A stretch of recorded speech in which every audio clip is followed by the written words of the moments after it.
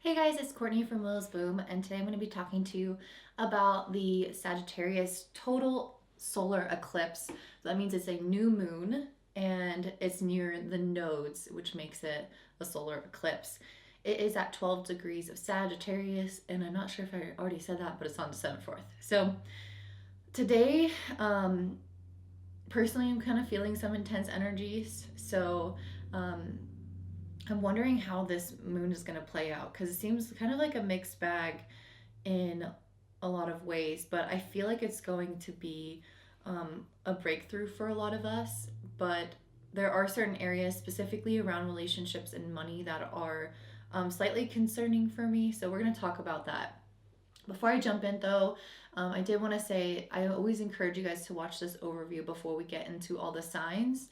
All the rising signs are going to be listed in the description box below, so you guys can just jump to the time codes when you're done with this. And if you're interested in learning astrology, I have a membership called the North Node Society, which is only 20 bucks a month, and there's a whole astrology course in there.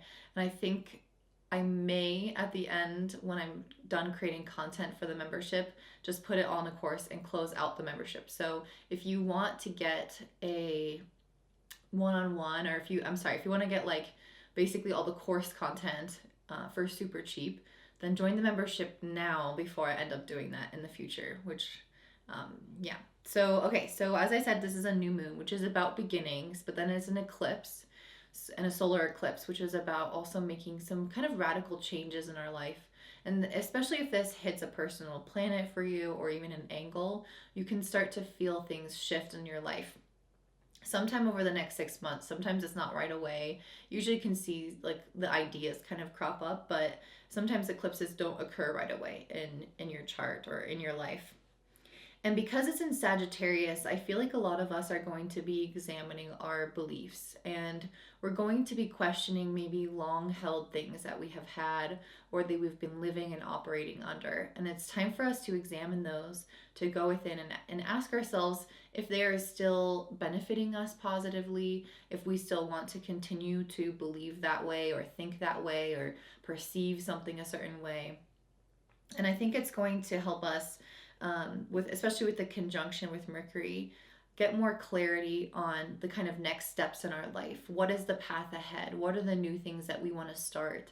And how do we want to start it from this different perspective that we are analyzing right now?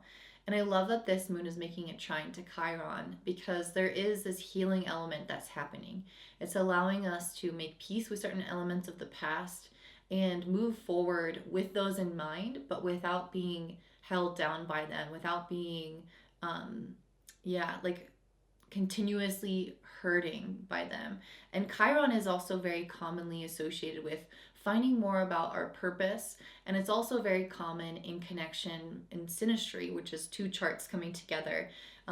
In long-term partners or people who have a very significant impact on each other. So Chiron has a substantial role in kind of getting down to the core of our soul and connecting us more deeply with either what we're meant to do or who we're meant to be with. So the fact that this moon is making a trine to Chiron, to me, is saying that we are learning or growing from our past pain, and that is teaching us or showing us how to find more of our purpose or how to connect with people that are more in alignment with our souls because of those past difficult experiences. So it feels again like a very rejuvenating and healing time, one where we're able to create different beliefs based off of the past and what we want to do moving forward, and one where more clarity can start to come to us about maybe some of those next steps. However, I will say there's also some elements of a lack of clarity, or specifically around relationships and money. I feel like that's where this is going to play out. I think a lot of us are going to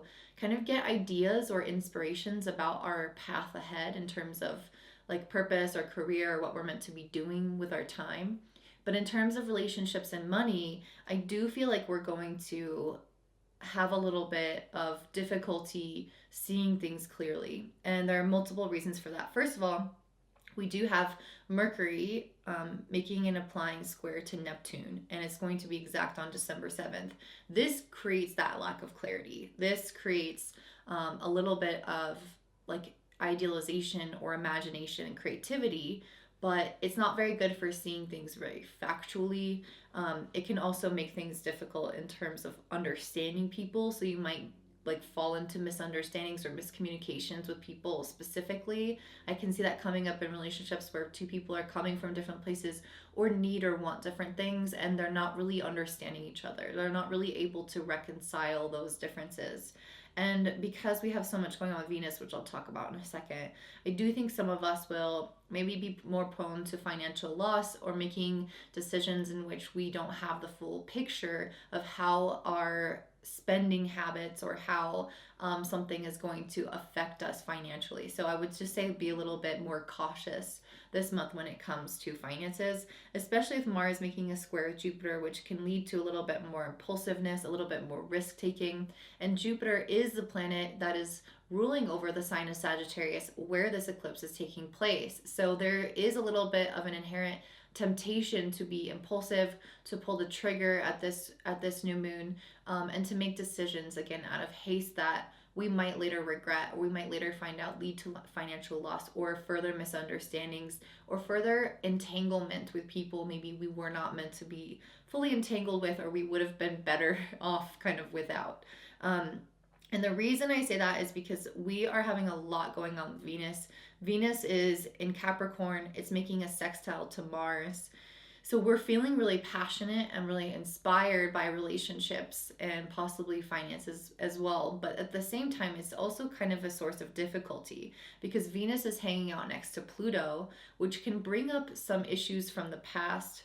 It can bring up the deep-seated things lying within us, and it can definitely bring conflict to the surface. It's also making a sextile to Neptune, which again is bringing out that positivity, but because Mercury is squaring Neptune, I think there can be sometimes an inability to see people or circumstances clearly, which can lead to some frustrating experiences later on. So the notes that I wrote down for what's going on with Venus is that we're facing our shadows in new connections, and there are lots of unseen elements in new connections. Venus is going to go retrograde on December 19th. So this is when we're going to kind of start to see old people come back into our lives that maybe we used to be with, or we used to be friends with or connected to. Or we can have old issues resurface back into our lives from within existing connections.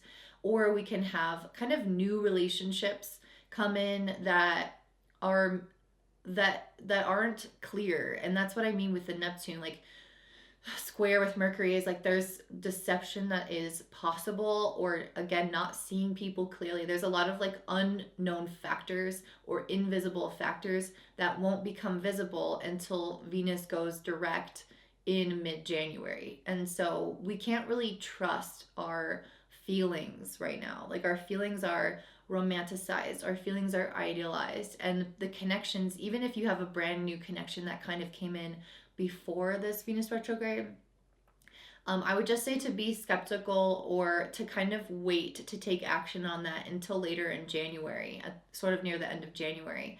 And that's because we really need to, I guess, like have our heads on straight before committing to something that ends up being different than we thought. And so I just want to kind of help save our butts that way. I also see us walking away or resolving old conflicts. So again, Venus conjunct Pluto, bringing up subdued or suppressed issues, things from the past that are unresolved, and bringing that to the surface to fully heal within a relationship, whether that's a partner, whether that's a family member, a friend, or even within your own psyche and your relationship with yourself. There's going to be elements of the past coming back to, not to bite us, but to revisit us, to be healed. And I think a lot of us will do that successfully if we take the energy and channel it properly into resolving those things, rather than getting swept up into new things that actually are not really in alignment with who we are meant to be. The last thing is that I think we're meant to get really clear on our desires with Venus here, especially Venus in Capricorn. What do you want to build? What do you want to see long term in your future? What do you want to channel your life force energy into to create in your life? So yeah, just getting really clear on what you want and why you want those things is going to be important, especially when Venus goes retrograde on the 19th. It gives us more of an ability to kind of re-examine our current commitments and the current things that we do want or that we're pursuing and that bring us joy, and make sure that they are truly in alignment with us. And if they're not, kind of analyzing or going back and making different decisions about what we should do instead. And a lot of this is coming from the Sagittarius places, like what are our beliefs, what are our values, what are we putting first, who do we want to be in our life, and then making decisions based off of those fundamental definitions of who we are and where we want to be. And so Sagittarius is helping us make decisions in this time moving forward. And again, we do lack a little bit of clarity, but I do think decisions are going to present themselves anyway. And so it's going to be important to kind of touch in with your deeper aspect of self, your core beliefs, to know what decisions to make so you don't get swept up in ideals, as I've been saying.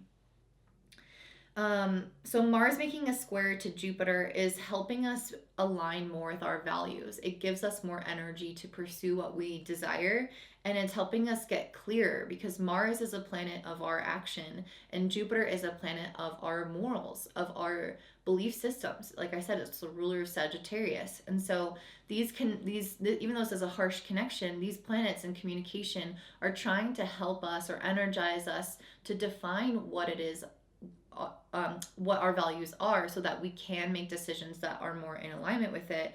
And this might inherently create change or things falling away in order to create situations that do feel like they fill up our cups equally. So this might mean kind of saying, this person in my life doesn't give back to me enough, and this is like what I believe about that, or this is my value about that. And because of that, because this person doesn't align with this certain value I have, I no longer want to have them in my life, that kind of thing. So Mars is about cutting things away, and Jupiter, it's for our highest good, it's for our highest interest, it's for our growth as a person. And so it's our opportunity now to kind of face those things head on, make those difficult decisions, and try our best to do it from a place of alignment and clarity, even when there are influences that can disturb our clarity during this time. The last thing I wanted to say was that we are having the final Uranus square Saturn happen this year on December 24th. I don't really want to get into that in this video, but I did want to touch on it just very briefly, talking about us kind of solidifying or making some final changes in our lives. And that will be happening during Venus retrograde. So I think that's a time, again, to kind of sit in and ask ourselves if these changes that we're trying to make are in alignment with who we want to be in our values. So again, I'm going to talk about that a little bit more in another video. So let's go ahead and jump into all of the rising signs. So starting off with Aries Rising, this new moon solar eclipse is happening in your 9th house, again in Sagittarius, and it's making a trine to Chiron in your 1st house. And I feel like you guys, I got a new deck of cards. So I mean, Aries, I feel like one of the biggest things has come through for you throughout this entire 2021 is a lot about your like social connections, your relationships in general. And obviously that's the highlight for right now with Venus. With so much going on with Venus, it's about to go retrograde. It's making a sextile to Mars, to Neptune, and conjunct Pluto. So there's a lot of like reevaluation of relationships. And I feel like you guys are maybe coming out of a longer cycle of having some challenges in relationships where you feel like it has been nighttime, or like you've lacked clarity or haven't had the support you wanted. This is a longer term cycle, so I don't feel like maybe you've been experiencing it right now necessarily. But the fact that I pulled this morning card, I feel like says a lot about you guys stepping out of this period of darkness and into this period of lightness in your connections. I pulled the 3 of Cups and the Hanged one. This is about changing your perspective on existing relationships. And I think, again, this is all about your belief system in your beliefs about relationships. So one of the things that just came through is like how you speak about things, or how you hold yourself back in terms of opening up or sharing certain beliefs. in your relationships, that could possibly come up. Like being, feeling like maybe, feeling like maybe you wouldn't be fully accepted if you talked about certain things or shared all of yourself. Like maybe there are certain beliefs that you need to change around that. Around there's this idea of belonging, and you, like, if you present all of yourself or show all of yourself, would you not belong anymore? I think that's a question to ask yourself. Of course you would belong, but maybe there are some people who wouldn't accept you, and then those obviously are not your people. Wow, I got a lot of cards. Okay. So that was coming through. That might not be for everyone though, so don't worry if it doesn't resonate. Okay, you guys are also having Mercury in the ninth, making a square to Neptune in the 12th. Again, I feel like this is like, this to me could mean maybe like a little bit of a difficulty in expressing oneself, or questioning your beliefs or questioning yourself. And this can come through your relationships. So maybe other people make you question yourself, or maybe you, again, have difficulty expressing some of those beliefs, some of those thought patterns.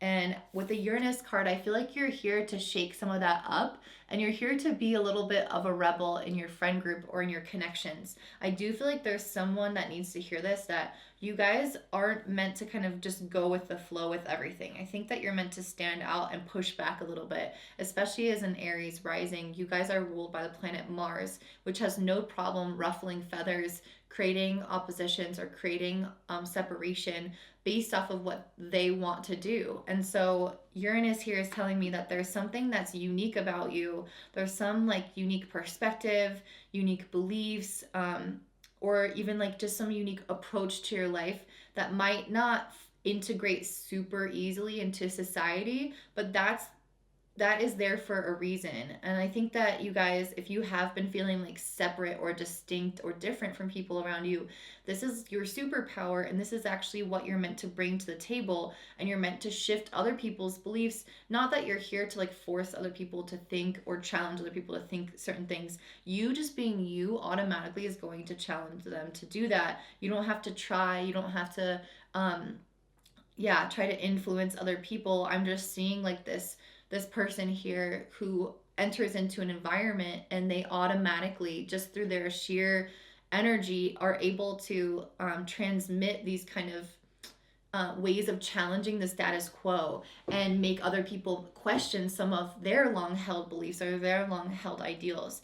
And the fact that this moon is making a trine to Chiron in the first, I feel like it's very healing for you to express yourself exactly how you are, and not allow yourself to have or to be influenced by any wounds around your unique self. Chiron is in Aries, which is all about our own identity. So there may be aspects of yourself that you have held back or suppressed or not fully shown to the world because you felt like they weren't accepted. And this to me feels like a really healing time in which those things are either going to be accepted, or you are going to accept them about yourself, and that is going to help your relationships. I feel like your relationships are in a place where they're stable enough right now that you feel more confident in embodying this Uranus energy, and embodying this kind of maverick energy, and being different from the people that love you, because maybe the relationships that you have now are finally becoming strong enough to withstand these differences, and you feel like you can open up about certain aspects of who you are,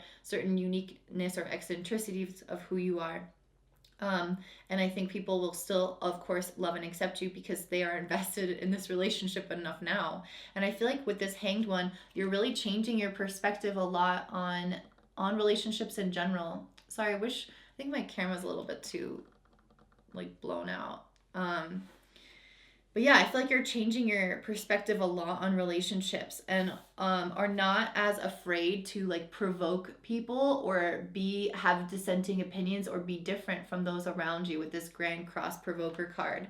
And I think it's because you feel really emotionally safe. I'm getting two cards, the water element, Cancer, I feel. Two cards associated with emotional intuition, emotional safety, being really nurtured, accepted, and loved by those around you. So there's this general feeling of people in your environment, like really being there for you, like I was saying, with, and also with this Three of Cups, these are friends who are joining in communion, who love each other, who accept every part of each other. And so I feel like you guys, as people are learning to love and accept you more for who you are, this is allowing you to love and accept yourself more for who you are as well, and own more of who you are in a public setting. So it feels like you guys are becoming really in touch with your softer emotional side, because that is being presented to you or engulfing you in your community as well.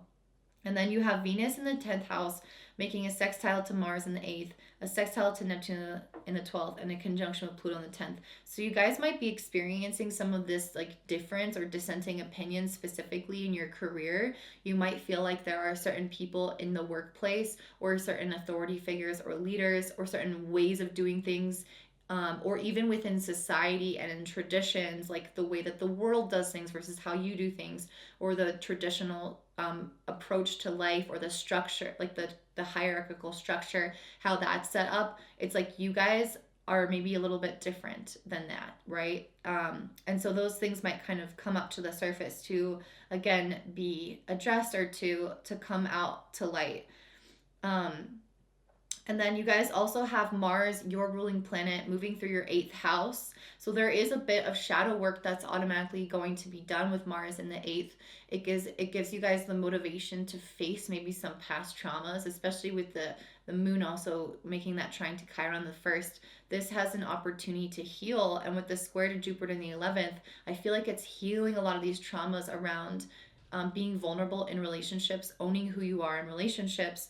And it's 2 degrees in applying, which means it's going to even grow after this eclipse happens as well. And I pulled the Jupiter returns benefits card. So that to me is an indicator that you guys are being really supported by Jupiter. You are getting the benefits of these healing relationships, of healing yourself, about approaching your identity in the most authentic way possible. And it feels like this really transcendental kind of experience. Like you no longer, or you're shedding these layers of insecurity that, or self-doubt or protection that you might have put onto yourself out of fear of being misunderstood, out of fear of being judged. And this is possible. A lot of misunderstanding is possible around this time, but I feel like that's not what's coming through. I feel like your connections are really strong and you don't have to worry about misunderstandings. It's almost just you need to change your own beliefs around how people receive you. You need to change your own beliefs about sharing certain parts of yourself. That's where the work is. I don't think it's so much as trying to like see eye to eye, because I feel like that already is there. I feel like that's already set up for you guys. So that's what I'm seeing for you guys, Aries Rising. If this resonates, please let me know by liking this and commenting down below. I read all the comments. They mean the world to me, and I'm having an especially difficult day. So I would really appreciate if this resonates to let me know. And I hope to see you guys next week. Bye. All right, up next we have Taurus Rising. So for you guys, this new moon solar eclipse in Sagittarius is happening in your 8th house. Interesting. I just pulled the Ace of Pentacles. I just got this new deck, which is fun. I love it so much, but there are certain cards in here that I'm like, why? The illustrator really didn't differentiate just like a handful of cards in here, which is kind of irritating to me. Okay, so interesting. I feel like a lot is coming through around finances here. You guys also are ruled by Venus, and Venus is going through a lot right now and until even like mid January. So if you haven't watched my overview, definitely watch that, because that's going to give more clarity as to what's going on right now. But having the eclipse happen in the 8th house is really highlighting this area of finances for you guys. And I pulled the Ace of Pentacles and the 7 of Cups in reverse. So I feel like there are maybe some new financial opportunities coming in for you guys that I feel like you guys are uncertain about. The 7 of Cups is like uncertainty, lacking clarity, and needing to really go within. I feel like it's like an overwhelm of having too many choices or too many ideas or too many things kind of going on. So yeah, we'll see how this unfolds with the rest of the astrology. But you guys also have you also have this moon making a trine to Chiron in the 12th. So there is a healing aspect of letting go here. And I feel like you guys need to make certain decisions and cut certain things away. So specifically, I feel like this is in regards to your finances, but Mercury is also making a square to Neptune in the 11th. So maybe some of these financial decisions are coming from like connections that you've made or certain relationships that you've made. Like you have a lot of opportunities start coming in. Like for example, if you have a business and like a lot of people, just like friends or people that you know online, like start reaching out to you and are like, hey, do you want to collaborate on this thing? Or hey, do you want to do this thing together? And I feel like you guys are needing to be more decisive about where you're putting your energy in terms of like investments. And this could be a time investment that at some point you're hoping has a financial advancement. Yeah, I just pulled Jupiter abundance. You guys, that's what I'm saying. Because the last group I think had Jupiter blessings. So you guys are specifically, this is definitely about money. You guys are definitely looking at certain money beliefs. And I feel like maybe part of you guys are going to have a lot of opportunities come in and you want to take them all. And that's from a belief of scarcity. So there might need to be like a reevaluation of your beliefs around lack or scarcity, or around the amount of work you have to do to make certain things come into your life, or around I guess like what's possible, like kind of reframing or shifting certain mindsets around what's possible in terms of time management and working with all these opportunities or not. So I think that you guys have a lot of decisions that you need to make. And with this Ace of Swords in reverse, I feel like Ace of Swords is saying that there is like almost like clear, decisive communication coming through, things making a lot of sense, opportunities coming through, or ideas coming through. But with it being reversed, I feel like you might be questioning some of those opportunities that are arising. And with the Seven of Cups in reverse, I think you are meant to question them. I think that you're not meant to do all of them. Like you're going to be overwhelmed if you try to do all of them. That's definitely what I'm getting. And maybe for some of you, it's not even that there's too many coming in. Let me actually pull a card on that. Are there too many things coming in for Taurus for financial opportunities? Just one card, please. We have the Six of Cups. Okay.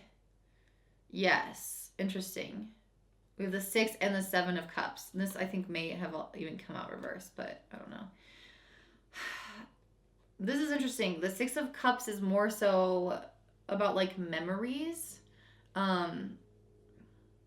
which is kind of adding a whole other layer of what I'm thinking about right now. Because the 8th house is also often linked to like, childhood wounding, and, like, traumas that we hold as memories in our mind and kind of operate from that place of scarcity or from that place of lack or from that place of doubt. It's like we hold, in the 2nd house, we hold on to things a lot. In the 8th house, we don't hold on to, like, material things as much, but we hold on to the memories of certain difficult situations in our life.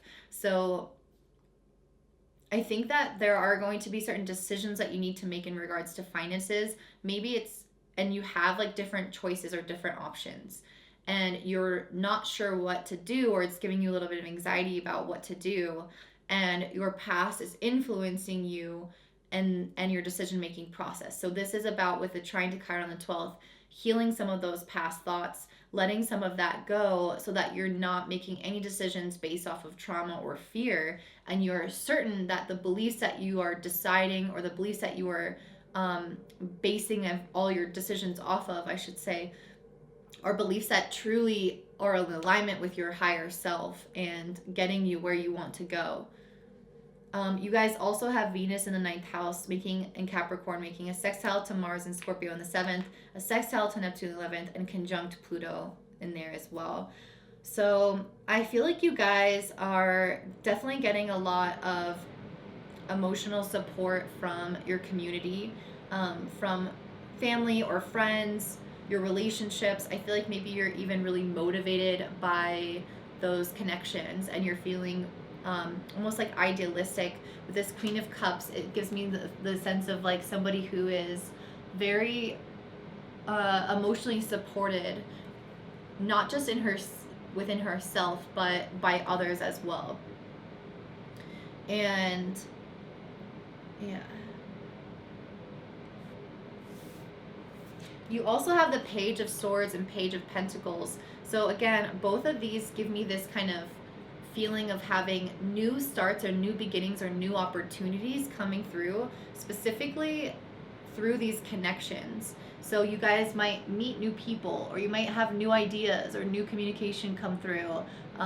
Again, new opportunities in some way, shape, or form. And I feel like you guys are being asked, with, since these are both pages and like the way that she's holding onto this pentacle, you guys are being asked to choose very carefully what relationships you are investing in at this time. With Mars in the 7th making a square to Jupiter in the 10th, your relationships have the possibility of expanding and influencing your career for the better, or possibly for the worse, in the sense that if you have too many connections or too many things going on, it can take away from the time and energy that you need to grow and put into your work or your career. So this pentacle is really giving me the vibe of like choose something very carefully and grow it and hold it lovingly, like really care for that thing that you go all in on. So use your discernment. I think that's the biggest thing here, is like discernment around these different opportunities coming in through your friends or through your connections.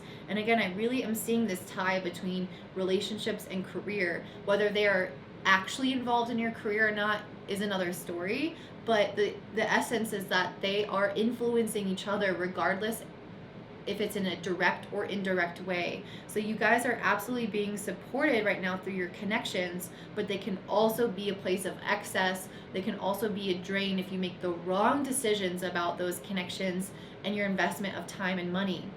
This has the possibility to pay off financially for you if you make the right decisions, which I keep saying again and again. You guys also got the Strength card.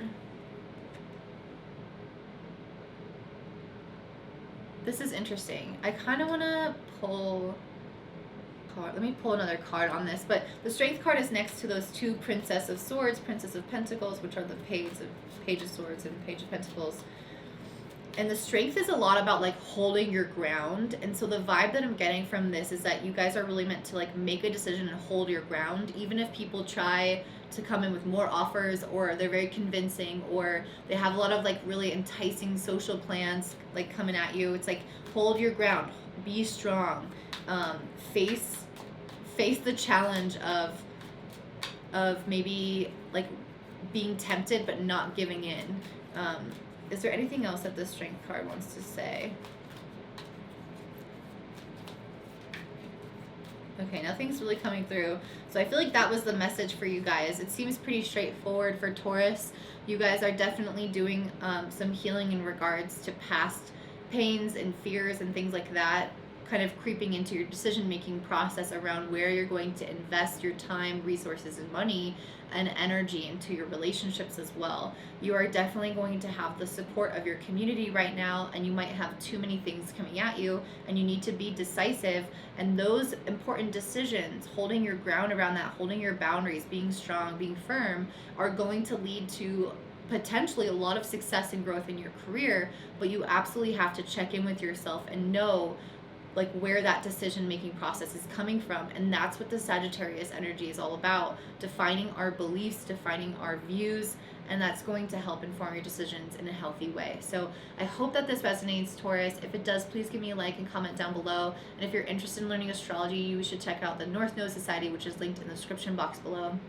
And please do comment if this resonates, because I really read every single one of them and they make my day. And I've been having kind of a little bit of a hard couple of days, so it just means a lot to me to get any kind of additional support from you guys, and I love you so dearly.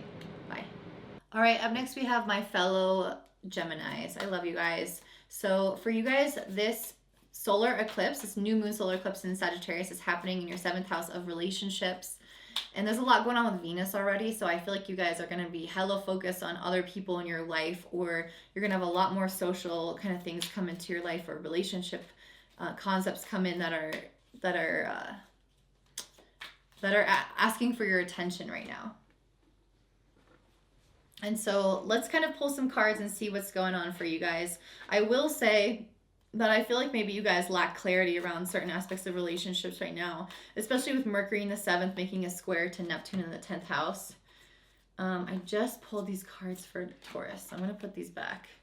Looks like they didn't shuffle properly. And so your lack of clarity in your relationships might somehow affect your career, or it might be that you also like lack clarity in your career and just both of those areas.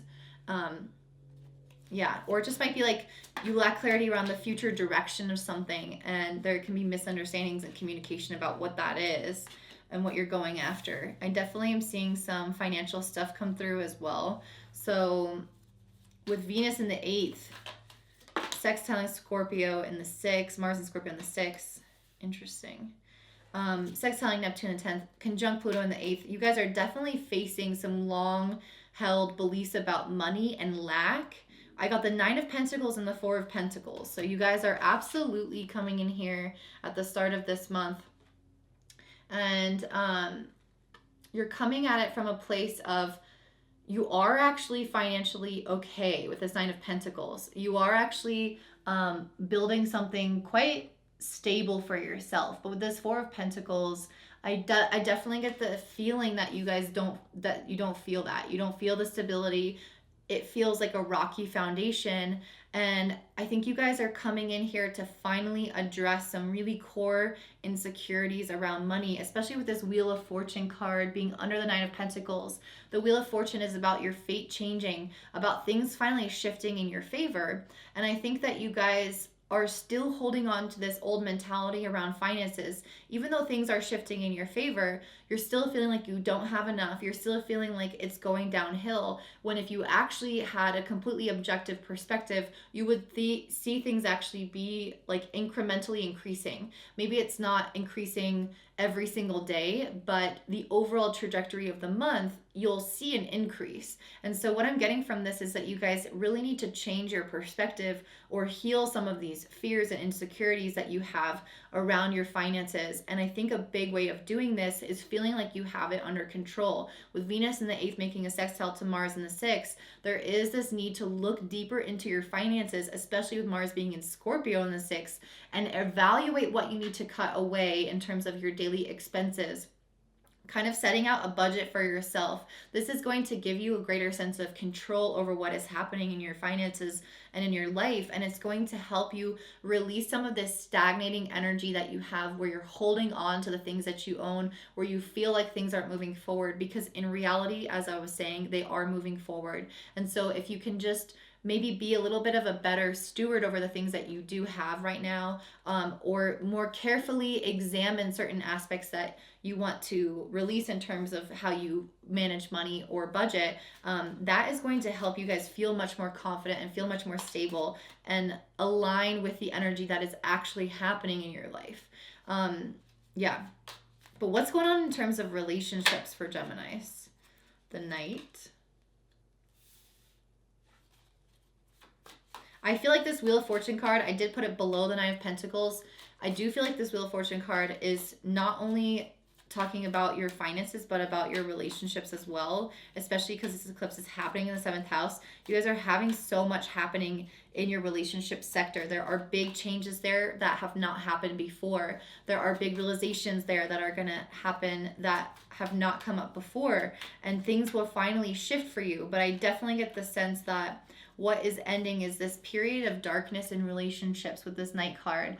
I feel like you guys are coming from a place of total obscurity. So maybe you felt like your connections had this darkness in them, or you had a lot of fear around your connections, especially with Venus in the 8th house. There can be a lot of fear around opening up, a lot of fear around being vulnerable with people. And I feel like with this Wheel of Fortune card next to the Knight is that you guys are finally ready to start releasing some of that darkness from yourself or from your relationships, and have more lightness, have more opportunity come in that feels like it is going to help you grow as a person.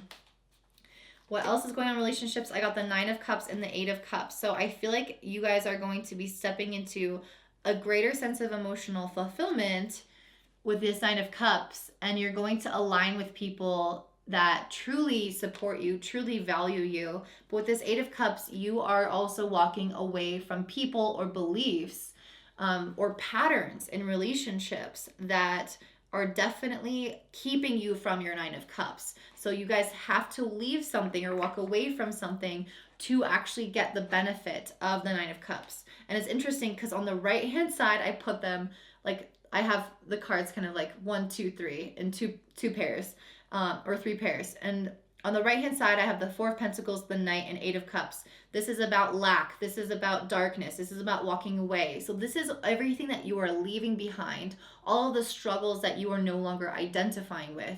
And then everything on the left-hand side is what this eclipse is shaking up for you. It's what is bringing you. The Nine of Pentacles, the Wheel of Fortune, and the Nine of Cups. You cannot get better cards. This is emotional fulfillment, financial stability, things finally improving in your life. But it's because you're letting go of that lack mentality, of holding yourself back emotionally, of holding yourself back in terms of believing you can succeed financially. There's a lot that you guys are letting go of, a lot of darkness that you're letting go of. And I feel like it's coming, a lot of it's coming through other people, maybe your interactions with other people, since this eclipse is in the 7th house. A lot of realizations because you're bouncing ideas off of others, or through certain relationships. It's like other people are acting as the catalyst for this growth, for this change, and helping you step more into this brighter future. I pulled the 6th house routine and the 11th house friends card. So I felt like this routine card is kind of emphasizing a little bit more that Venus sextile Mars in Scorpio, and also Mars in Scorpio is in your 6th house, and it's also squaring Jupiter in the 9th, which is the ruler of Sagittarius. Anywho, basically, there's a heavy emphasis, I feel like, on Mars in your reading today, asking you to get into a better routine when it comes to taking care of yourself, which is going to help create more self-love, better boundaries in relationships, and then it's going to help you kind of let go some of that darkness. So it's, yes, self-love, but I see primarily the routine is definitely around how you manage your resources. And so that's going to, again, help you gain that sense of control. So if you can create a better routine around your health, around your sleep, around your budgeting, around your work, like having those fixed boundaries and fixed routines in your life is going to help you reach this left side of the cards, the Nine of Pentacles, the Nine of Cups, and the Wheel of Fortune. I also pulled the 11th house friends. To me, this is you guys having a lot of emotional support through your community right now, through your friendships right now. You guys don't need to do any of this on your own. Again, all of this is coming through your relationships. This eclipse is in the 7th house. It's also trining Chiron, your the asteroid of pain and healing, in your 11th house of friends. So a lot of what's happening right now is that you're being healed and uplifted through your connections and through your friendships. It's through that support that you guys are really going to be able to move the needle in your life. And it's through those routines also, and through your friends' support, that you're going to be able to start shifting your beliefs around money, shifting your beliefs around being vulnerable and opening up to people. And from that new perspective, you're going to start attracting some of these more stable situations financially and in relationships. The last 2 cards I have are Jupiter Abundance and South Node Life Debts. So I feel like you guys are, specifically these coming out together, I feel like you guys are being karmically repaid for things that you have put into place beforehand. The South Node is about past life energy or past energy. It's when Jupiter aligns with the South Node, we are being given blessings that come from past efforts. And so I feel like this is long overdue for you guys. That's why I pulled the Wheel of Fortune next to the Knight. You've been in this night period, you've been in this darkness for a while in your relationships and your money. There's been aspects of these 2 parts of your life, even though it's probably not all bad, but there's been aspects of these 2 parts of your life that have been challenging for you for a long time.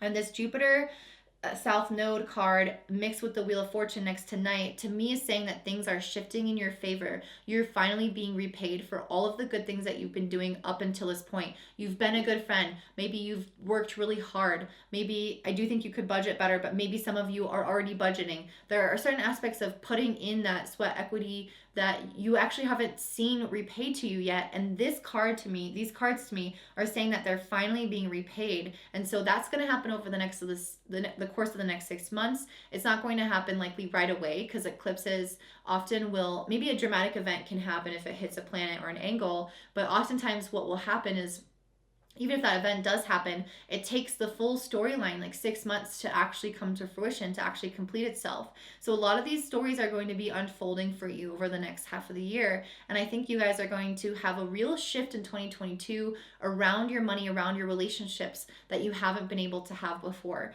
And so and again, it's because of your diligence and past effort. It's because you stuck by, being a good person and doing your best. And maybe you didn't get those rewards right away, but now you're getting them delayed. So that is what I see for you, Gemini. If this resonates, please let me know by liking and commenting down below. I really appreciate all the comments. They mean so much to me. I've been saying for the last couple of groups, I've been having a hard couple of days. And so if this resonates, I would really appreciate any uplifting feedback that you guys have. If you're interested in learning astrology or even sending me a tip, you can check that out in the description box below. And I hope you guys have a great day. Bye. All right, up next you have Cancer Rising. So for you guys, this new moon solar eclipse in Sagittarius is happening in your 6th house. And it's also making a trine to your Chiron in the 10th. So definitely feels like there's a lot of healing happening around your workplace environment, or maybe certain aspirations kind of coming together, becoming more clear in your work. So we're gonna see. You guys also have Mercury in the 6th, which is conjunct this eclipse, or the moon and the sun, and it's squaring Neptune in the 9th. Okay.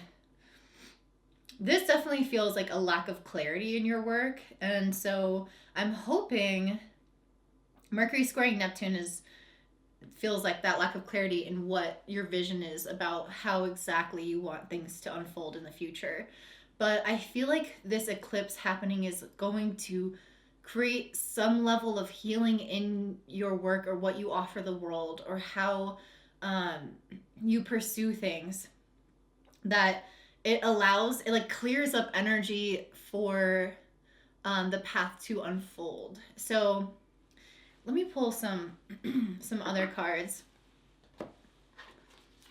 and see what we got in this astrology deck for you guys.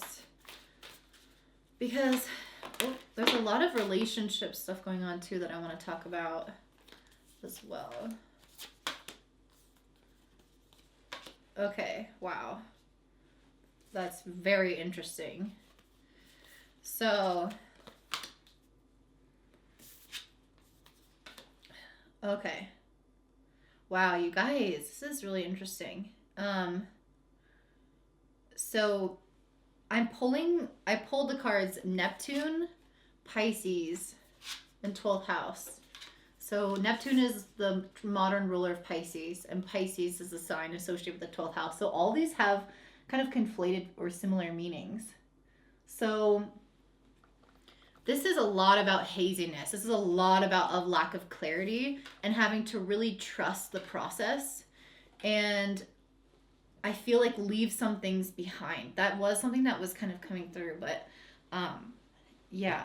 So like some of you guys might stop doing certain things or stop believing certain things in relation to career. Like maybe you guys have been stuck in some kind of rut about what you think is possible or what you've been doing, and you're kind of like stuck in these certain belief patterns or cycles that are not actually helping you progress really. It seems like a lot of kind of mental health stuff, especially with this 8 of Swords that I pulled, and the eclipse being in the 6th house, which anytime we got shit going on in the 6th house or the 12th house, which I pulled the 12th house card, there's mental health things going on. So anxiety, over worrying, negative self-talk. I feel like your belief systems around your work and like the things that you're doing are needing to be healed at this eclipse, and the self-talk especially needs to be healed at this eclipse. So perceiving things differently in terms of like what you're capable of, or in terms of your current success, or the way that you view yourself in general. And yeah, I feel like you guys are just not like this lack of clarity, I think especially comes through with when looking at yourself.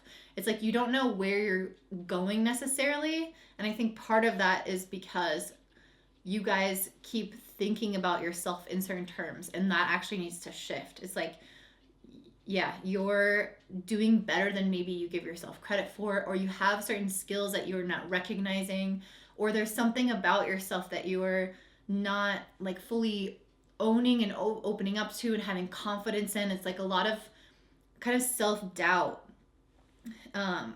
Yeah, a lot of self-doubt, or a lot of self-questioning, or a lot of anxiety about certain things in your life. This is interesting. But then again, I see some really positive cards. You got the Magician and the Four of Wands, which is about manifesting the things that you want in your life through your skills, and then celebrating it and like taking time to enjoy the things that you've done. The Four of Wands comes after a hard, long journey, and after we've had success, it's time to rest and celebrate. And so I feel like maybe part of what this is saying is that you guys are not like fully, or maybe at this time you're being called to maybe celebrate a little bit more the successes that you have had and the good things that you have manifested and have done on your own accord, because I think you've been too much stuck in the Eight of Swords mentality where you can kind of feel like you're just not doing enough. And the best antidote for that is gratitude for what you have done and self-appreciation for what you have done. So I'm going to pull some cards on Venus in Capricorn in the 7th, making a sextile to Mars and Scorpio in the 5th. A lot of sexual energy, a lot of vibrancy coming through your relationships, maybe a little bit of obsessive kind of qualities as well. I got the Page of Wands, so that's definitely fitting that vibe. Like very gung-ho, very enthusiastic, maybe even jumping into things a bit impulsively or a bit excitedly. And with Mars in the 5th squaring Jupiter in the 8th, you might regret acting too quickly in terms of relationships. So just be careful with that. Be careful that you don't like get swept off your feet by someone and then later discover they're definitely not who you thought they were.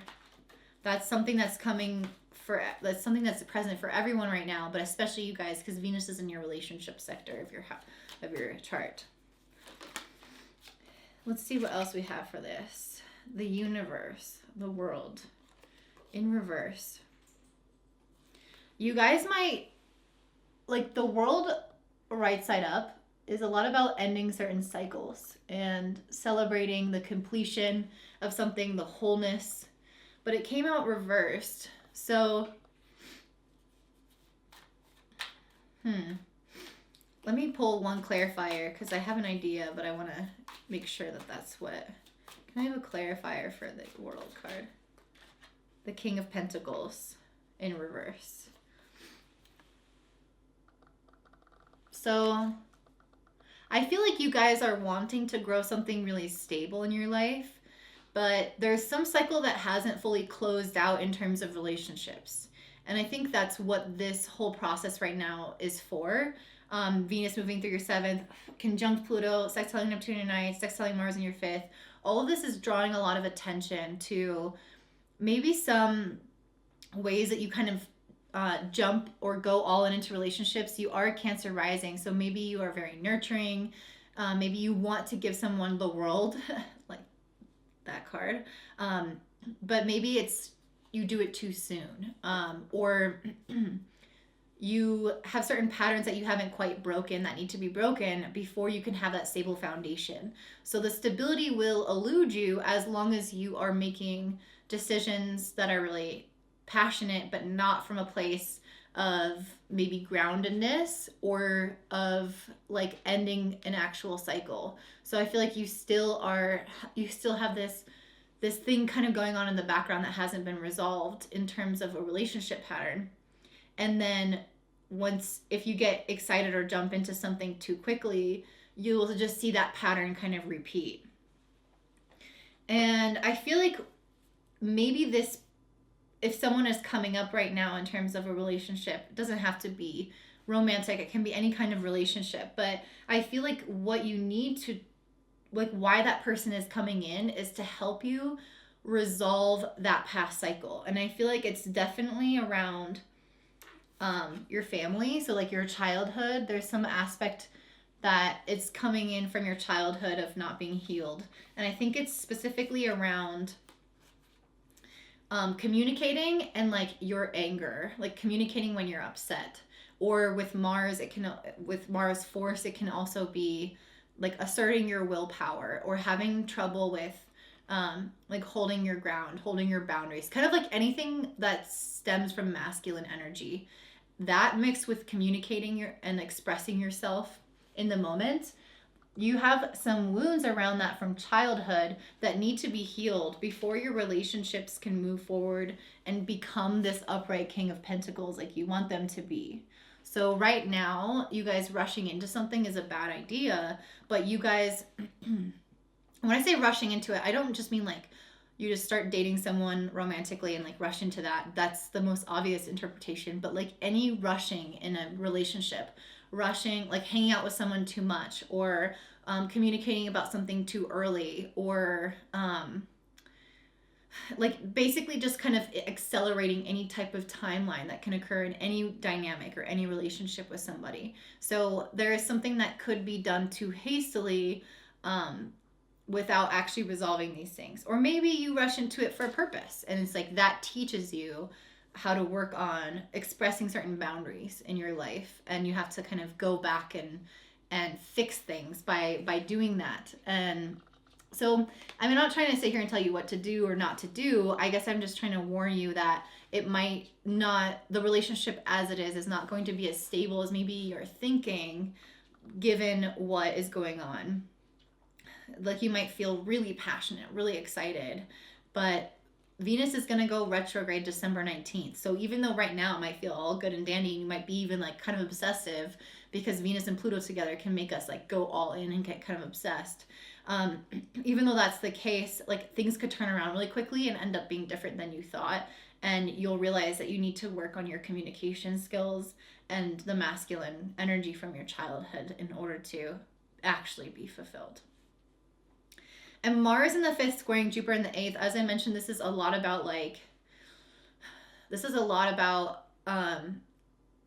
rushing into things or overdoing things.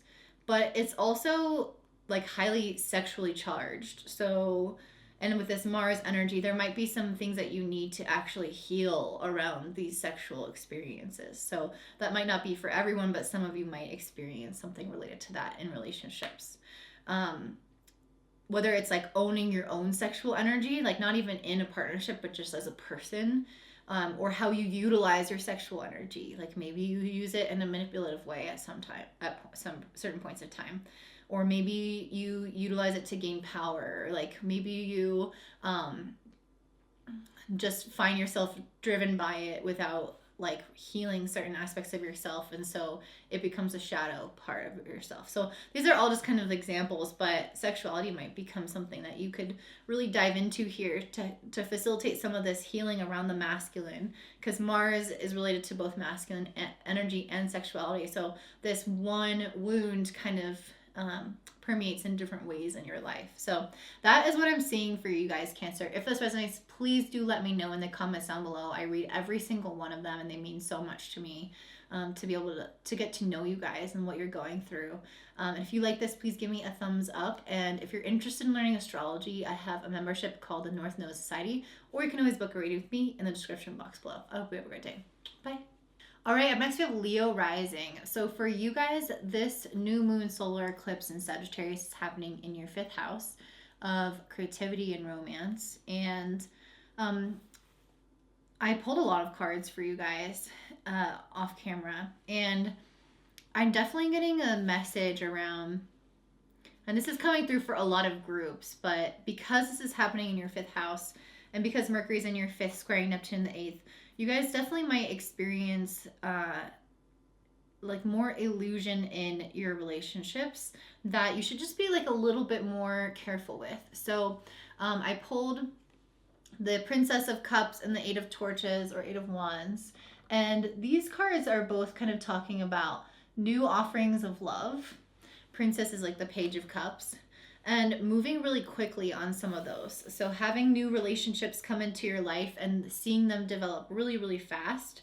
Um, these actually came up reversed initially. So I feel like what it's trying to tell you is warn you guys against moving too quickly with something because you might not see everything clearly yet.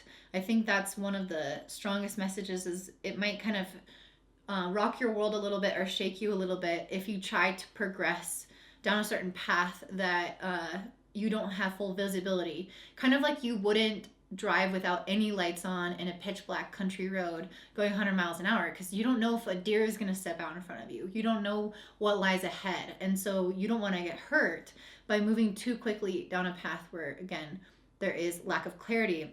And so that's one of the messages that's coming through initially for you guys is to just kind of maybe take things a little bit slower than you normally would or than you feel the urge to do right now. And with the trine between this moon and Chiron in the ninth house, there is some healing that's coming through like changing certain beliefs about either your creativity or your relationships or like how you express your authenticity in the world and how people receive you. I feel like there's a healing on being that's underway around you showing up as yourself and really being accepted for who you are, and especially through your self-expression. So maybe through these certain like things that you've brought out into the world that feel like a part of you, whether that's writing music or having a child or creating a business, like whatever that thing is a representation of you. And I feel like there is healing around people receiving that differently or around you believing different things about that aspect of your life that will enhance it, that will make it more pure, that will make it more fruitful, more abundant, and just like feel better. So maybe that's too like esoteric. Let me try to come up with an example. So like let's say that you are a musician and you want to make music, but you have certain beliefs that you can't do that or that you're not good enough or that's not part of your path. Maybe you would heal some of those beliefs and you would start putting your work out there and it would be well received. It's just generally like you expressing yourself and like aligning your beliefs so that you can express yourself in a way that it just completely flows, that you're not blocking it through self-doubt, through limiting beliefs and things like that. You guys also have Venus in Capricorn in the 6th house, making a sextile to Mars and Scorpio in the 4th. So I pulled the Death card and the Transformation card, the Scorpio card. So I definitely feel like you guys are having some big shifts coming for you. And some of these for you guys might be in work, or it could, I guess I shouldn't say that. Let me actually pull a card around what I feel like is changing. The reason I say work, 2 of Swords.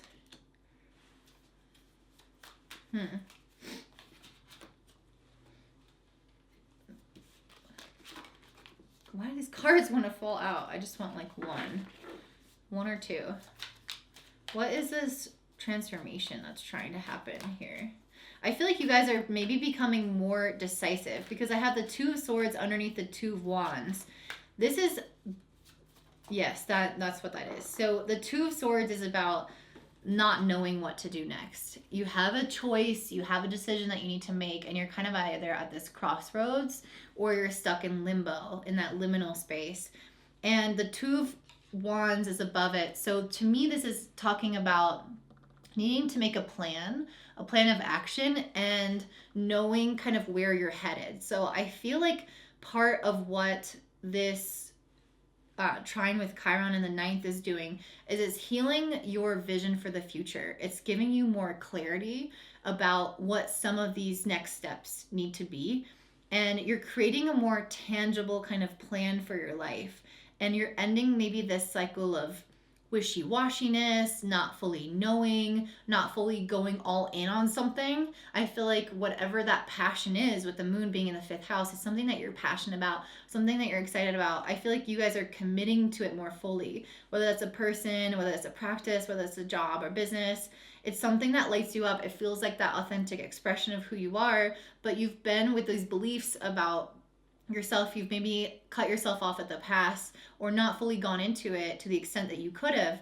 And now I feel like you're sitting down and making a plan, or you're looking into the future and seeing how this part of you can unfold there, and grow in a bigger way. So it feels like you guys are becoming much more decisive and willing to make these changes to plan for something.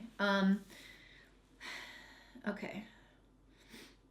I also feel like you guys are, again, like gaining some level of financial stability or success. Venus in the 6th house is great for your job. So this can give you recognition at your work. I feel like you guys might get a pat on the back for doing a good job at whatever you're doing. Yeah, definitely getting the financial rewards with this 10 of Pentacles. Like, hey, I get paid for what I do well because I'm good at what I do. I think that's a possibility for you guys, especially if you do work on healing those beliefs that I am good, I do deserve this, I want to go all in on this. And then you'll start to see things in your life kind of match that. And you'll start to see people really feel like you are good. But then we have this 7 of Swords.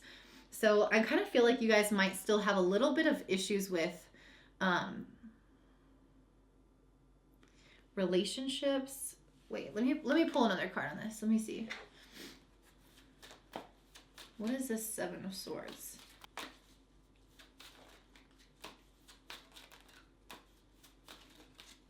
All right, I'm just gonna pull one. The 7 of Pentacles. Jesus Christ. So many sevens. Okay. I love these cards, but they're laminated and they just slip and slide everywhere. And I'm a Virgo rising, so when they're like crooked like this, I want to die a little bit. Okay. 7 of Swords, 7 of Pentacles, clarifying 7 of Swords. I feel like this is you guys wanting to have some kind of like foundation, again, in relationships. But with the 7 of Swords, there's something that you're not seeing. Either someone is lying to you or you are lying to yourself about something. And you guys have Mars in the 4th squaring Jupiter in the 7th. So I feel like this is something related to your home life, to your family life, being like, or your childhood, or certain like emotional needs that you have that are in conflict with the growth of this relationship. So yeah, I feel like there's some element of that has not fully made itself known to you. And again, I'm going to go back to what I was saying before, to not rush or jump the gun in any way on any kind of relationship situation, whether that's talking to someone about something, planning a trip with someone, whoever. I don't know who this person is in your life or how they're associated with you, but it's not time to pump the brakes necessarily, but just don't move that quickly, because there's something that here you're not seeing, that with the 7 of Pentacles is going to slowly kind of play out over time. So again, you need time for this whole thing to make sense for you. And you can't go off of your initial judgment in this scenario. So if you've been having any kind of gut feeling about anyone in your life, trust that gut feeling and don't get over optimistic or idealistic about any kind of person or situation right now. Whether romantic, friendship, career oriented, or otherwise. So yeah, I kind of want to pull, let me pull one more astrology card for you guys. That felt really short, sweet, and to the point, but it kind of feels like it's missing. Okay, Uranus, Genius, and Sagittarius, I see. So I feel like you guys are finally starting to recognize, and this was kind of similar to Aries Rising, some of your own gifts with the Sagittarius I see, and Chiron being trined in the 9th house of vision, of seeing, of beliefs. And then Uranus, Genius, this is like your unique gifts. And that's what the 5th house is like your unique skill set and how you express that into the world, whether that's through your gene codes by having a child, or by creating something. There is some element of expressing your natural like core essence. And so I feel like you guys are finally like seeing that in yourself, and then other people are starting to see that, or maybe you're owning it more. There's like less blocks or filters around your natural self or your authentic self. And with the 10 of Pentacles and the 6 of Wands, it really feels like people are receiving you from a place of love, from a place of stability. They are honoring this part of you. They are like yes, they are like recognizing you. They are truly seeing you for you. So that feels really beautiful. I definitely feel like there are a lot of people who are here to support you. I just think that there might be one or two relationships specifically that the coins haven't like fallen, or what the chips haven't fallen and like made sense yet. So just be careful about that. So that's what I'm seeing for you guys, Leo Rising. If that resonates, please do let me know in the comments below. I read every single one. They mean so much to me, and I really, really appreciate your support. And if you could also give this a thumbs up and subscribe, I'd appreciate you. And if you want to learn astrology, then check out the North Node Society, which is my membership, linked in the description box below. And I hope you have a great day. Bye. All right, up next we have Virgo Rising. So for you guys, this new moon eclipse happening in Sagittarius is in your 4th house of home and family. And it's trining Chiron in the 8th house of shadows. So you guys might be dealing with some like core wounds that come from growing up that you've kind of internalized, but healing them a lot, transcending them, and not living from fear around being hurt in some way again. So that's definitely something I'm seeing. Like this greater sense of safety and inner security, kind of knowing that you are okay. You are okay to move on. You are okay to move forward. Let's pull some cards for you guys. I feel like those wounds specifically are coming up in relationships with Mercury in the 4th squaring Neptune in the 7th. You might start to see how some of those things from your past are influencing the connections that you have today. Are you scared of getting hurt? Are you scared of being treated like your parents treated you? Like what memories are you carrying over that really don't belong in this new chapter of your life, but that you're holding on to out of fear? So, okay, I just pulled a bunch of cards for you guys. I kind of feel like the universe has been trying to give you certain opportunities in your life. And they definitely feel very tangible, right? They feel opportunities coming in through either finances, career, relationships, something that you can like really notice and really feel in your life. But I think that some of these shadows have been getting in your way. As I mentioned, you are healing some things from the past.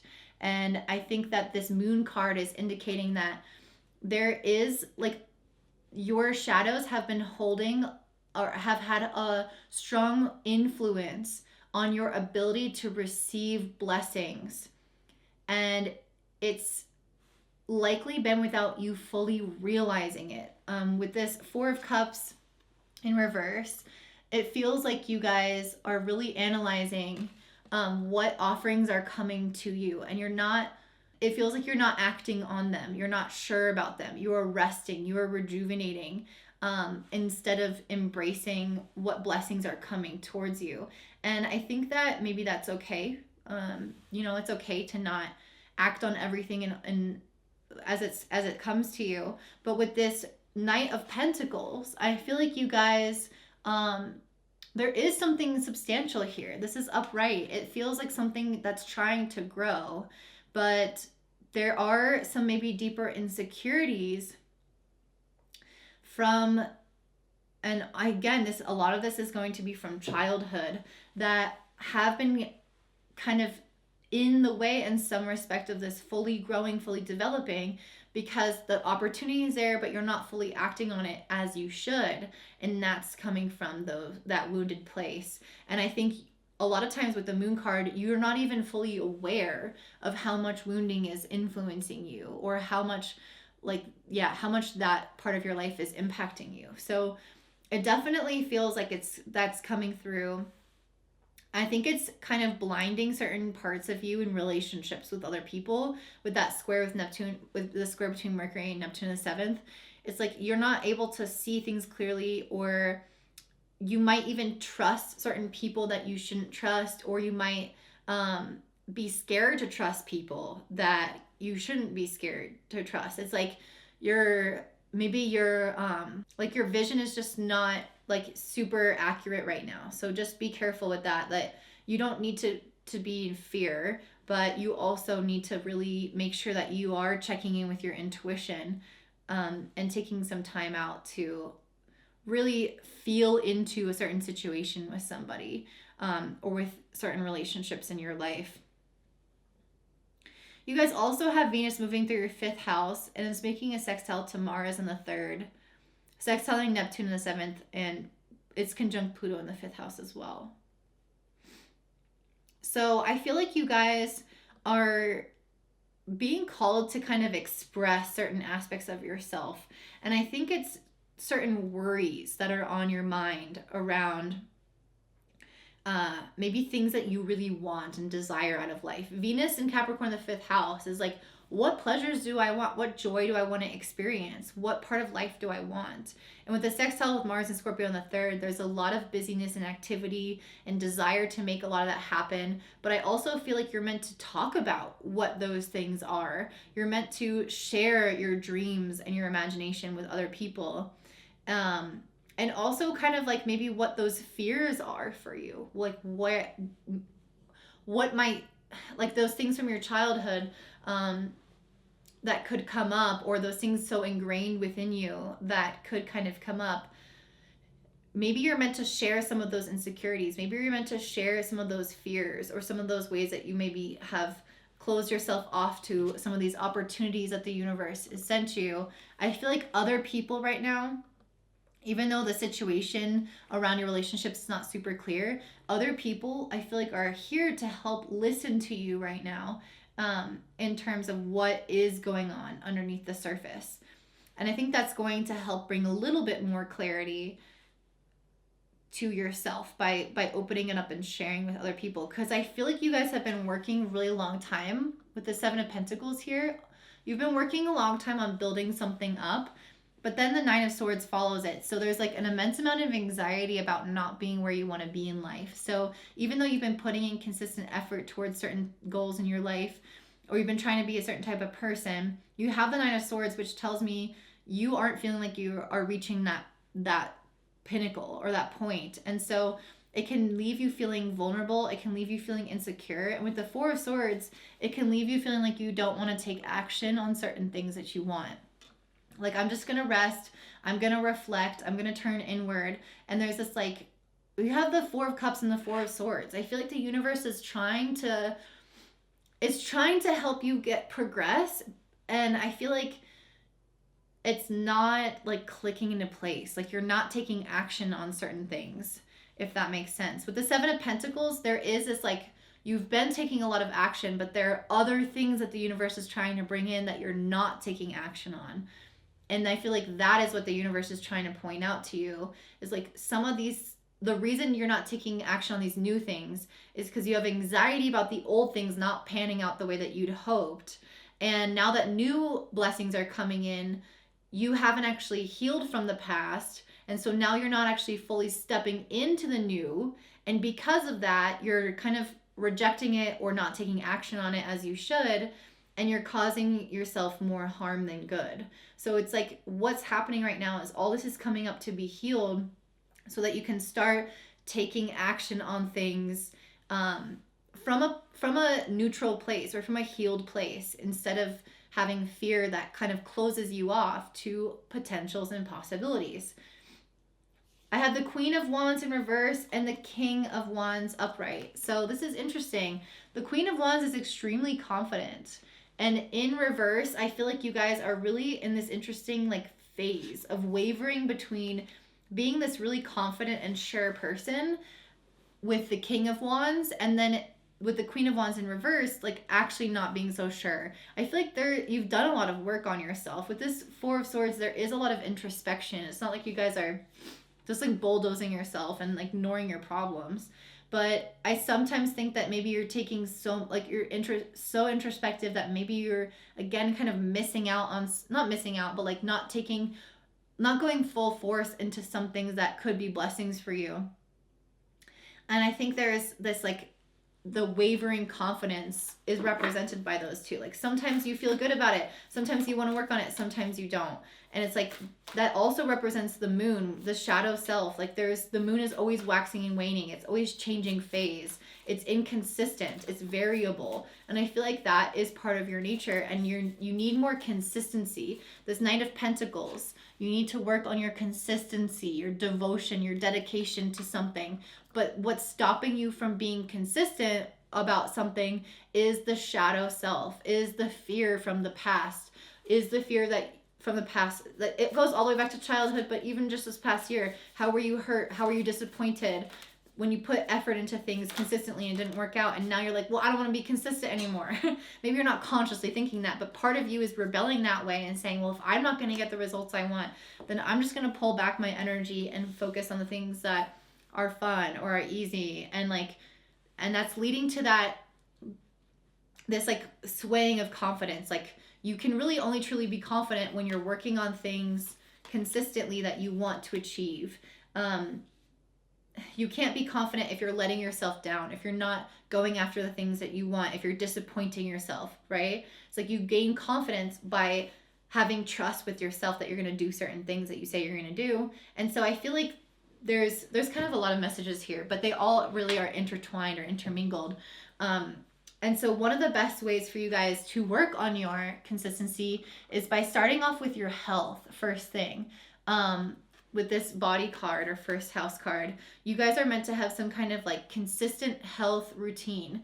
And I think that is going to help you kind of manage some of these moon emotions that can get in the way, these fluctuations that can cause instability in your life and in your routine and your mental health. The consistent working out or consistent physical exercise will help ground you so that those fluctuations have less extremes. So they do fluctuate, but it's not going to the same amplitude as before. You also have Aquarius. I know Aquariuses, what do? They're brilliant. They master their craft. They learn a lot. So I think one of the other things that you're meant to do is work on not only clarifying your vision, which I see with both Sagittarius eclipses and this Aquarius card, but also work on, so like having your plan, having your vision, but also working on just like honing your skill and your craft and learning different nuances of what you want to bring about in your life. And then the last card we have Aries, I am. So Aries is all about taking action, being driven, having healthy boundaries to protect the things that you want to make sure you have time for. So this is going to be really important for your consistency, is the masculine aspect of your personality. Yes, no, those are really important words that you're going to learn how to utilize this month. And just not necessarily going with like the fires of Mars, like I feel really inspired, so I'm gonna work right now. Like yes, but then also mixing it with the Knight of Pentacles, which is about having dedication to your craft. Like I'm gonna work when I'm inspired, but I'm gonna also make sure I work at least this much a day or get this done a day, and or a week if you want to have more flexibility. So yeah, it's kind of like, I feel like you guys are meant to be working on some aspect of routine, especially with Jupiter in the 6th house. That's your biggest way of growing right now, is through having some consistency in your schedule. And Mars in the 3rd is squaring it. So there's going to be a lot of pulls on your schedule. There's going to be a lot of people inviting you to stuff or a lot of tasks that you can do. And you need to learn how to prioritize and manage things in a way that you're not letting your emotions trip you up, that you're not rejecting offerings, and that you're going full force into the things that you know you can succeed at if you just don't give up. So that's kind of all over the place, but I hope that was making sense for you guys. So that is what I have for you guys, Virgo Rising. If it resonates, please let me know in the comments down below. They mean so much to me. I read every single one of them. And honestly, I've been having a little bit of a rough day, so I'd love to read a nice comment or two. If you haven't already, please subscribe. And if you would love to, please give me a thumbs up. And I hope you have a beautiful day. Bye. All right, up next we have Libra Rising. So for you guys, this new moon solar eclipse in Sag is happening in your 3rd house. Sag is Sagittarius. I'm sure you guys know that, but just in case. And it's making a trine to Chiron in the 7th house. So very interesting. I feel like definitely some healing around relationships and mindset and things like that happening. So let's kind of see what's going on here. Definitely communication coming through. Oh, this one card I wanted to come through. I definitely feel like you guys are like, what are we doing in our career right now? There are certain elements of the future in your job or your daily life or your career that you're like, I don't know. And that's because Mercury's in the 3rd making a square to Neptune in the 6th. Mercury in the 3rd is all about our thinking, our planning, our knowing, our communicating. And then Neptune in the 6th is about, like our work objectives or what we're trying to get done. And this square can bring about just lack of clarity. And I feel like it's because there's actually some cycle that's wanting to complete for you guys, or a new cycle that wants to begin, where you guys are, I feel like you guys are trying to enter a new phase in your career but I don't know that all of the pieces have fallen together yet, especially because Venus is your ruling planet. Venus is hanging out with Pluto. It's going to make you question things very intensely in your life. And it's going to bring up stuff from the past to be worked through. It's going to bring up anything that's been suppressed in your life to be acknowledged. Nothing gets by Pluto. On top of that, your ruling planet Venus is going retrograde. That's too many. December 19th for 40 days. And this is also a time of like introspection and reflection, but not like reevaluation, but not necessarily knowing exactly the right next step, if that makes sense. So yeah, Neptune. I'm definitely getting the sense you guys are lacking clarity around your career. Or your day-to-day life. There's something about your day-to-day life. And I think, again, it's that there's some cycle ending and a new one that's trying to begin, but I don't think it's really going to begin until like maybe late January when Venus goes direct again. I don't think you guys are really going to have the pieces all together until then, and it's not supposed to be. So don't drive yourself crazy by trying to be somewhere or in some other phase of the cycle than you actually need to be or actually are.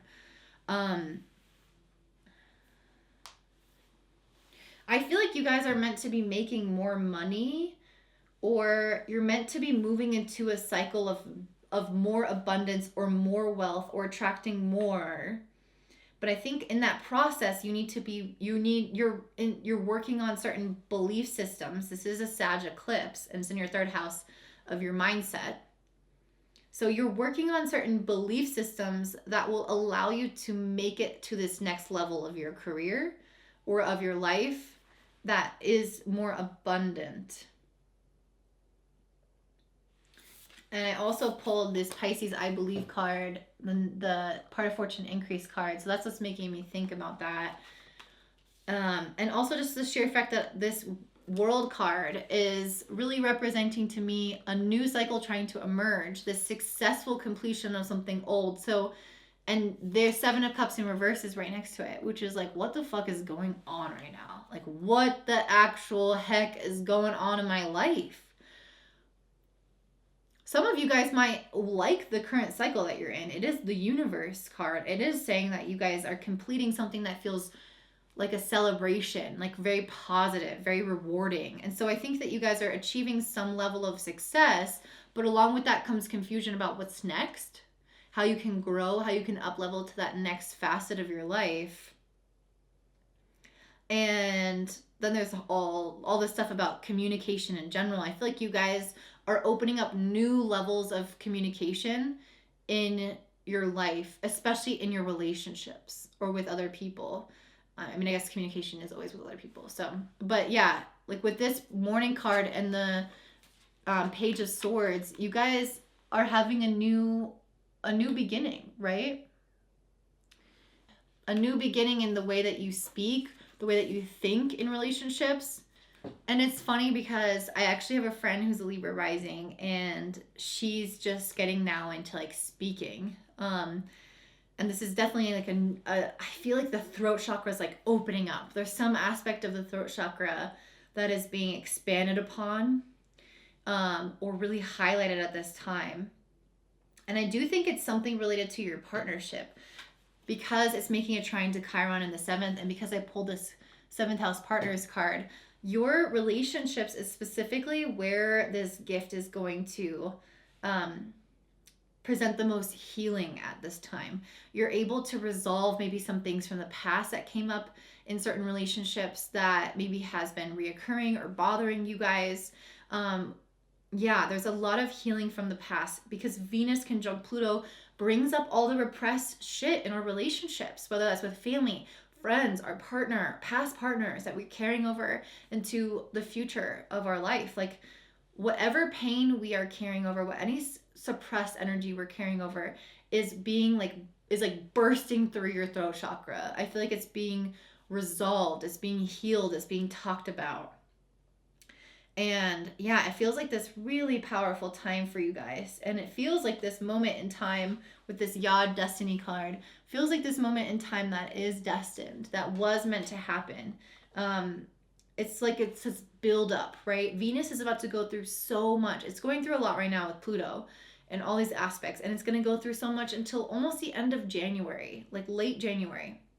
And so all of this is basically here to say that this is a really destined moment in your life. As a Libra rising, Venus is one of the most important planets besides the sun and the moon. Venus is one of the most important planets in your whole chart. And so the fact that it's undergoing so much deep analysis, so much introspection, so much reflection, this is a really critical moment in your life where you are stepping up in your life. But you first have to kind of step back to step up. So you have to step back, go within, and try to gain clarity and assess all these different aspects of your life. It's not even just relationships.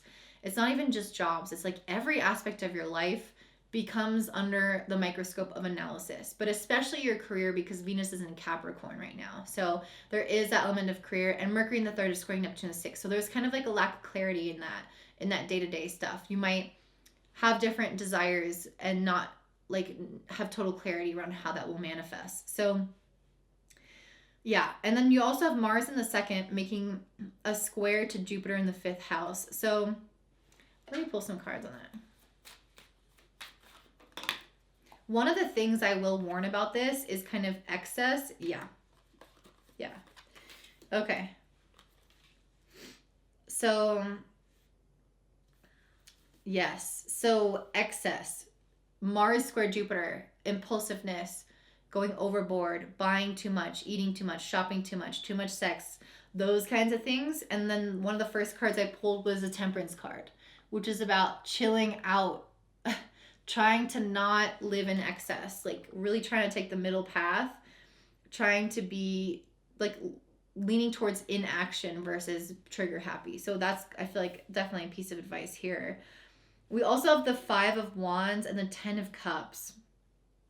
So this might specifically mean that there are certain conversations that you need to have with people, that you might have to go a little bit through the disagreement phase, a little bit through the quarrelsome phase, in order to reach this level of happiness, right?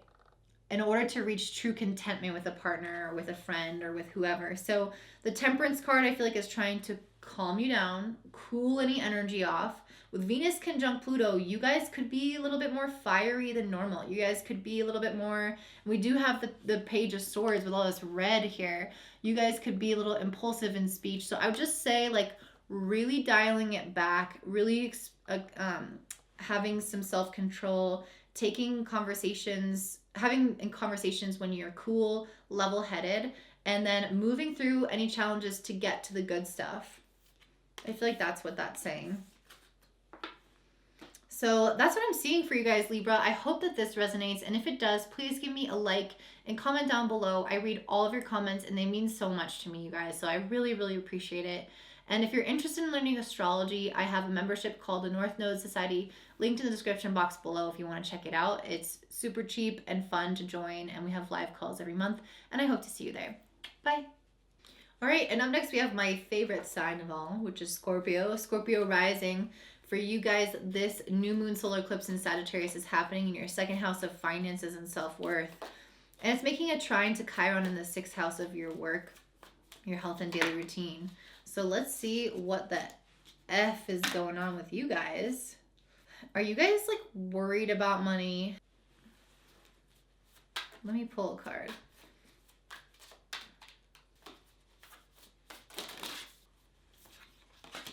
All right, so I pulled the Leo card for you guys.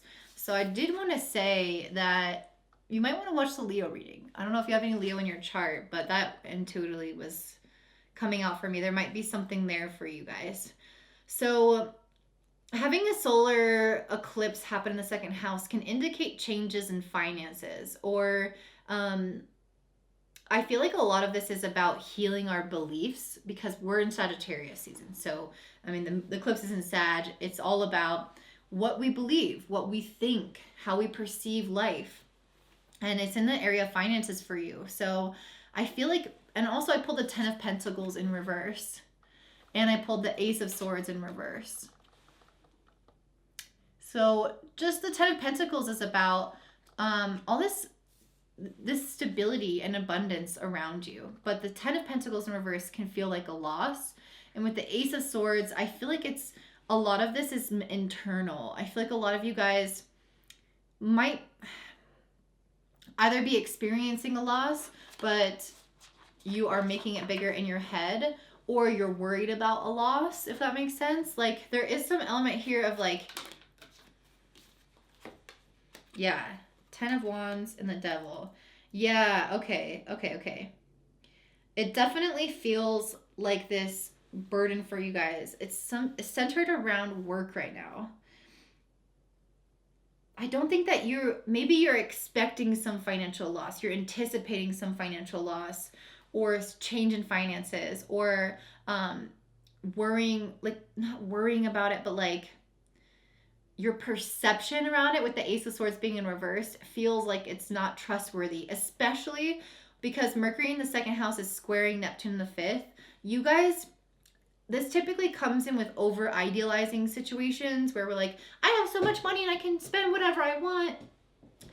So I'm going to warn you against that, right? Especially with this Devil card coming out. Like, be careful how you spend your money, because you could have to be a little bit tighter on the purse strings in these upcoming months. But I will say, though, that the feeling that I'm getting more so from Mercury square Neptune is this delusion, is that a word? This delusion coming in around your finances that you might actually be perceiving negatively, especially with the 10 of Wands. Like this feels like something that feels really heavy for you guys, really burdensome and anxiety filled. So I think that you guys I feel like you're reaching this end point when it comes to money. Like something is about to shift for you guys. And part of it is how you manage money with this Devil card, or like how you make your money, because Devil is also related to Capricorn, which is like where we work, right? Or what we do for work. So like there might be some upcoming shift for you guys, but this 10 of Wands is ending a cycle, and the Devil card, it's like maybe there are some of you out there who've been too extravagant, who know like that you want to manage money differently. And that's what this card is saying, is like not giving into temptation in the moment, but thinking long term. Some of you guys, it's the Capricorn energy. It's the hardworking energy. It's you guys are ending something that might have felt like enslavement, because these people are like tied up in chains, where you felt like you were chained up to a job, a desk job or something like that. And you're like, I'm finally ending that cycle and starting something a little bit different. But then the money worries come in with this 10 of Pentacles and Ace of Wands in reverse. But I feel like you guys are kind of excited, like you're looking forward to whatever this new change is with this Prince of Cups. It's like you guys feel that you're following your intuition. Like this isn't just coming from nowhere. It's not like you guys just like lost your job. Like it's like you're leaving something, you're following something out of your own accord, out of your own will, or out of your own intuition. There's something, or even if it just happened to you, it's like it feels right, it feels in alignment. So there's something exciting underlying this, and I want you guys to focus on that instead of what you fear around losing stability, because something here is like losing some kind of sense of stability that you had, and that is frightening to you. So you guys also have Venus in the 3rd house in Capricorn, making a sextile to Mars and Scorpio in your 1st house, making a sextile to Neptune in the 5th, and a conjunction with Pluto in the 3rd. So I feel like you guys, with Venus and Pluto conjunct in the 3rd house, could be really thinking about things, and specifically around money. It could be around relationships as well, because Venus is both love and money. But I feel like you guys are definitely thinking a lot about the future with this 10th house card, career card. You guys are definitely thinking a lot about the future and how, especially because Venus is in Capricorn, it's about what the future holds, what you're planning, what you're manifesting or building into. And I think that you guys are maybe like overstimulating yourself with that. Like like Pluto can tend to overdo things. It can also bring up a lot of fears. Let me pull a card specifically on Venus. Is there anything you want to say about Venus, Spirit?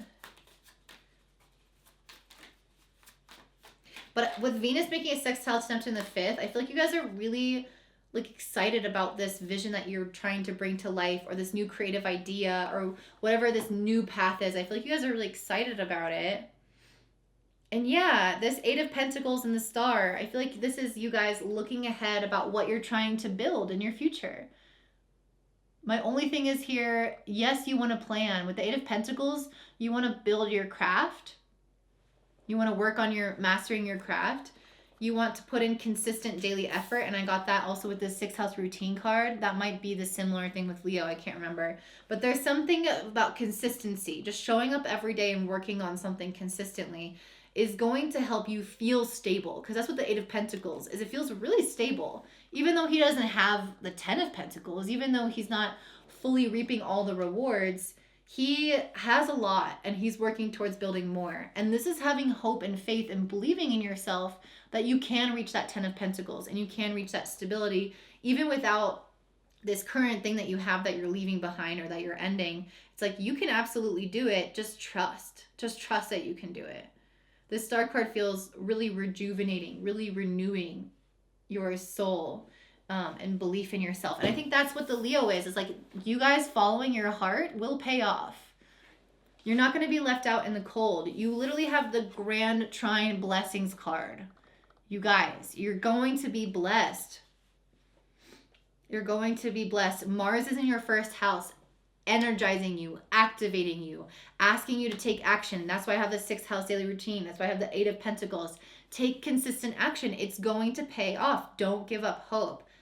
You guys, you're going to receive your blessings. Mars, which is your traditional ruler, by the way, in its strength, in its home sign, in your sign, making a square to Jupiter in the 4th, you are going to be given blessings. Just keep showing up and you will start to receive the blessings for the work that you're doing. So that is what I'm seeing for you guys, Scorpio. Don't worry so much about the thing that's ending. It's not about what's ending. It's about what's beginning. It's about following your intuition. It's about showing up consistently, having hope in what you're doing, and following your heart. You guys already know what's going on. You feel it inside of you. Just tune in and don't ignore that side of yourself, and you will receive the blessings with the consistent action in the right direction. So that's what I'm seeing for you guys. If this resonates, please give me a thumbs up and please comment down below. I read every single comment and they mean so much to me, you guys. I really, really appreciate them. And if you're interested in learning astrology, then please check out my membership, the North Node Society, also linked in the description box below. And if you're not subscribed, go ahead and click that subscribe button because I want to see you guys again. Bye. All right, up next we have Sagittarius. So for you guys, this new moon solar eclipse is happening in your 1st house as a Sagittarius rising, or wherever your sun is if you're watching for your sun sign. And this is a big deal for you guys, especially if you have anything like your sun or any planets or even your ascendant around 12 degrees Sagittarius. So anywhere from like, I don't know, like 8 to like 17 degrees is going to be conjunct this eclipse. So that's a really big deal. If you have something there, you'll see significant change in your life in some respect. The first house is a little difficult to interpret when it comes to making changes in your life because so many different aspects of your life are up for grab, especially with an eclipse. Like you can see a completely 180 situation, or you can see something totally kind of catch you off guard, or you can see just like magic happen. And you know, those things are already kind of unexpected. And then being in the house of self, where it affects any area of your life, it makes it a little bit harder or too general to interpret. But I'm going to like look at the rest of the astrology and pull some cards to get an idea of how this might affect you. But just keep in mind that this could affect many different areas. And if I don't hit all of them, it's not because, it's not because I don't believe that it can't. So this moon is also making a trine to Chiron in the 5th house. So I feel like you guys are maybe improving your ability to be seen. Especially with the eclipse happening in the 1st, it's like you are stepping up in a leadership position. You are stepping up in a place of authority, or people are listening to you, and you guys are growing in confidence. You're growing in visibility, and you are accepting the spotlight in a new way. It's a very healing process for you because as a fire sign, you're definitely a light for others. And sometimes we can dim that light out of fear, out of rejection that we've experienced in the past. And so I feel like you guys are stepping more into your power, more into that light right now. You guys also got the Queen of Swords. I just pulled that right now. That to me is you really speaking your truth and being quite open and blunt. And as a Sagittarius, you're already like this, but it's emphasizing this even more. It's you sticking to this energy even more. And knowing what you stand for, knowing what you want to represent, knowing what you want to share with other people, and not living in fear that others won't receive it well, or that you need to be a certain way to be accepted. And not that I think that you guys are like that, but I feel like it's going to even really emphasize or hone in on this natural talent of yours, to trust your intuition, to share your wisdom, and be okay with other people listening to you. So some of you guys might also, with Mercury in your 1st house squaring Neptune in the 4th, and then I just pulled the 4 of Swords for that. I'm wondering if you guys are like needing to go within a little bit, needing to almost like rest in a way where you're giving yourself some time to explore certain aspects of yourself. Sometimes this could be through dreams. Dream journaling. Sometimes it could be through spending enough time at home, but there is an element here of like really needing to check in with yourself before you go out into the world, share your voice. And I got this again with the Queen of Swords and the High Priestess being together. The Queen of Swords can be mean sometimes. That's why she has blood on her outfit. She's known as like the bitch, the cold bitch of the zodiac. Or not the zodiac, the tarot. But it's paired next to the High Priestess, who's so in touch with her spiritual and divine self that she would never just blurt something out rudely. She knows her truth and she shares it at the appropriate times using divine wisdom. And I feel like you guys are being asked again with this 4 of Swords, Mercury squaring Neptune in the 4th. You're being asked to quiet your mind, to go within, to check within around the best way to show up in the world, the best way to express yourself, the best way to express your ideas, the best way to express your needs. And also, I think that's going to also help you with the visibility aspect as well. Let me see if there's anything else coming in around Mercury square Neptune.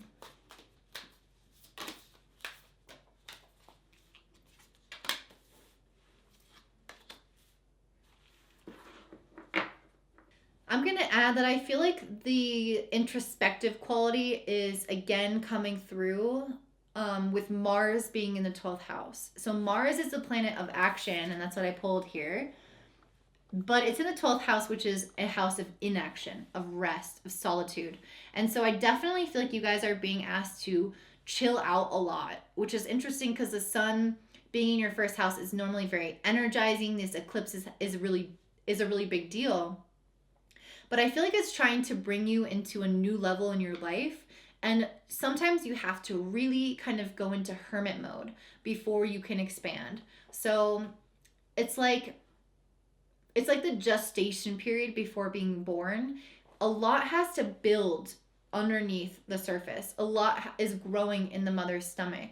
A lot of energy output is actually going into that child. So there's kind of a lot of going on behind the scenes. You guys might be activated with lots of like energy from source. You might be receiving a lot, but you have to like check. You have to like. Sorry, I'm not expressing this well.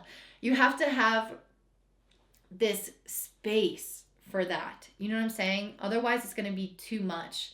I feel like you guys are going to be receiving a lot of blessings, but it's coming from you creating the space and the introspection and the nothingness that's going to be born. Does that make sense? So, and the reason I say that also is because Venus is in the second house, making a sextile to Mars in the 12th. So there is a lot that wants to come in around blessings and abundance and stability and confidence and a glow up, and all those things want to come in for you, but they also want to come in through rest. Just as I was saying before, you don't have to do anything about it. Actually, like you're just receiving what is happening energetically through the cosmos. You're not needing to take all this action. And Mars in the 12th is also squaring Jupiter in the 3rd. So it's through that rest that you are healing this mindset that could possibly keep you from shining your light really bright. And it's going to help you become so much more expansive in your confidence and your beliefs. I just feel like you guys are going to get really good at communicating, really good at sharing yourself with your loved ones and with the world. Like your communication is going to be so clear, and it's because you have done the work to check in with yourself. You've created that space to know what you even think, what you even believe, how you even feel. Like you need that space and time alone to have that clear message to share later on. What blessings are coming in for Sagittarius? This is a big one for you. So I do want to see. I feel like communication's been a huge one for you in general with Saturn and Jupiter in your 3rd house for so long. What blessings are coming through? So you've done a lot of the work already on this. Okay. This is way too many cards. All right, I feel like there's kind of like 2 or 3 messages here. So first I have the Page of Wands and then the Queen of Wands. So this is what I'm saying about like shining, glowing up, having more confidence, being seen. You're going from the Page to the Queen of Wands, you guys. The Queen of Wands is the most confident card in this deck. And it's so much fire here, but it's an evolution of yourself in terms of your own inner fire. So that's why it feels so profound. That's why it's in the 1st house. It's like a complete remodel of your sense of self-worth. And the Knight card is next to the 4 of Pentacles and the 3 of Pentacles. So I feel like you guys are going to go from feeling a little bit like you're in lack in certain areas of your life, especially financially, with this Knight card. I think you might have felt like this for a little while, like certain needs weren't being met. Maybe it's financially, I mean, I think it could be.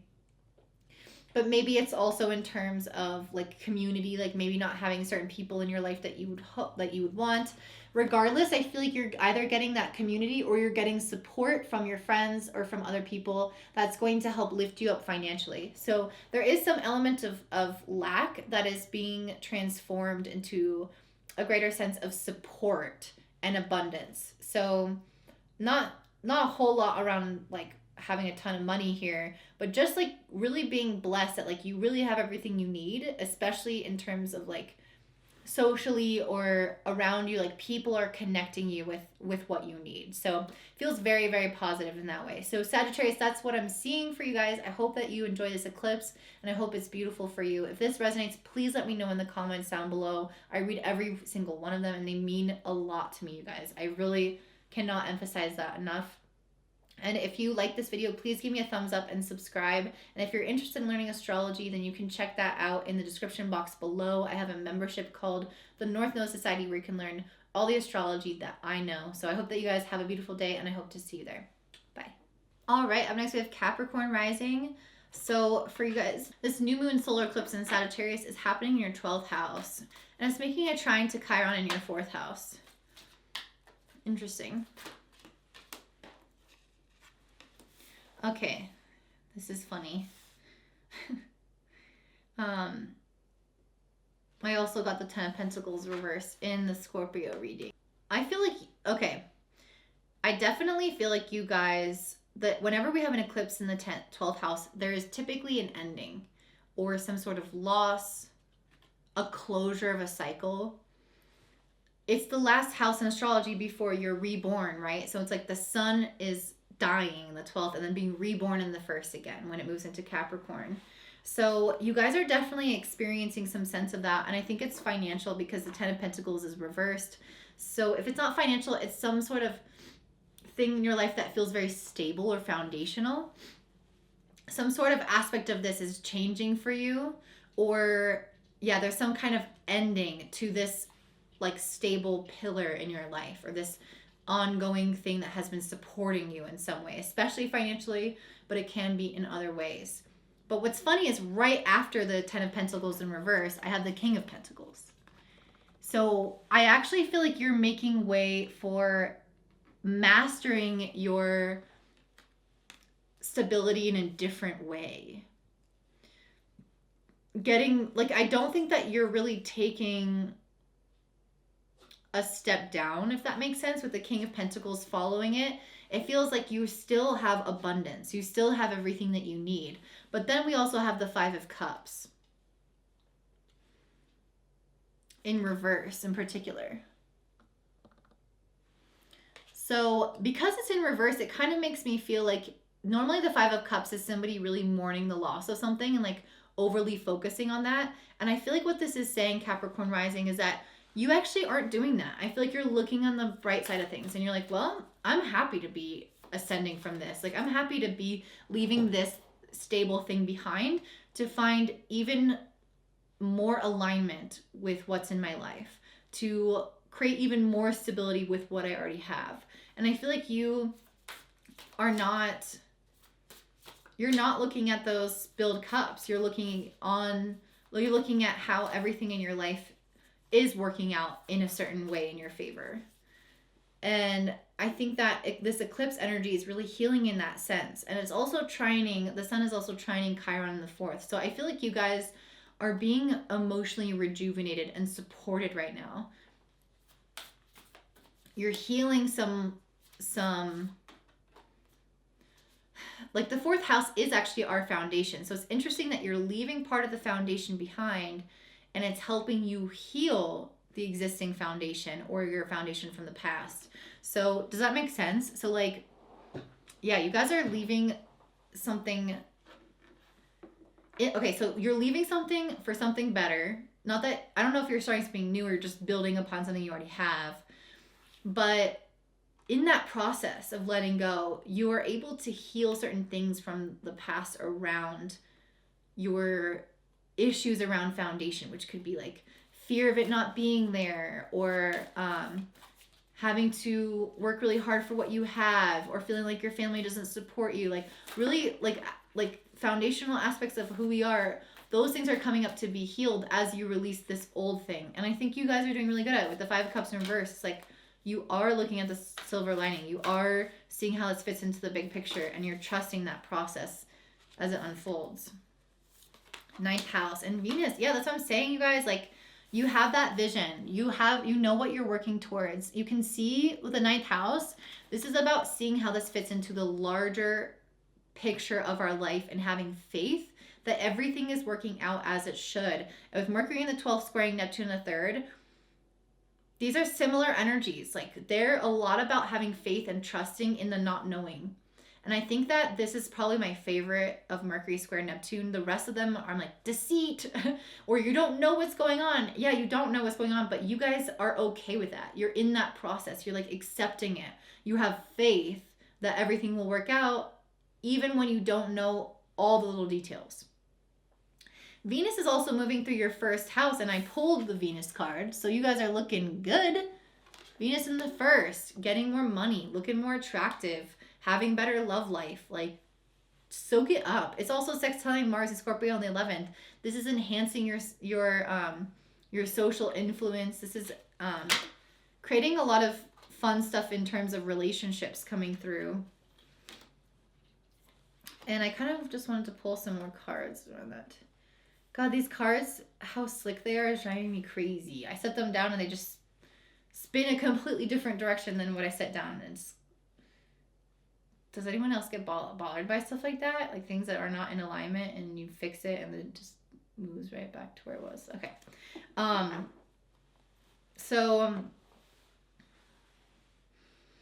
I feel like you guys, with this Wheel of Fortune card next to the Magician card, I feel like you guys are finally starting to shift things in your favor. And that's what I saw with Venus moving through the first, making sextile to Mars in the 11th. Social connections can be really beneficial at this time. Getting out in your community, getting out, getting online, like getting people to help you bring certain things to life is good. On top of that, things are just like manifesting more for you. Things are going to start shifting, and it's because you walked away from whatever that thing was. And I feel like you've done a lot of this internal work that you need to go on this new journey. And it's just kind of honoring you for that, because I also pulled the Hermit and the Fool. So you guys are about to embark on this. It feels risky. It feels different. It feels unknown, right? But it's also really exciting. And it's also going to help you learn a lot about yourself. So it feels like you guys are starting some kind of new adventure in your life, but you're optimistic about it. And your friends are going to be a great source of positive influence in this journey. And Mars in the 11th is also squaring Jupiter in the 2nd. So I think your friends can even help you make money. They can help you make those connections, as I keep saying. But I will say also that Jupiter, Mars squaring Jupiter in the 2nd can lead to your friends making you spend more money too. So if you're like, I need to cut back, like I'm leaving this stable thing and moving to this, creating this other stable thing, but the in-between is like uncertain, maybe I need to go out less with my friends. And still, you guys are still very social, so that needs to be kept up to par, but maybe you'll do things that are free or that help you save money in some way. So that's what I'm seeing for you guys. That was, feel like, really short.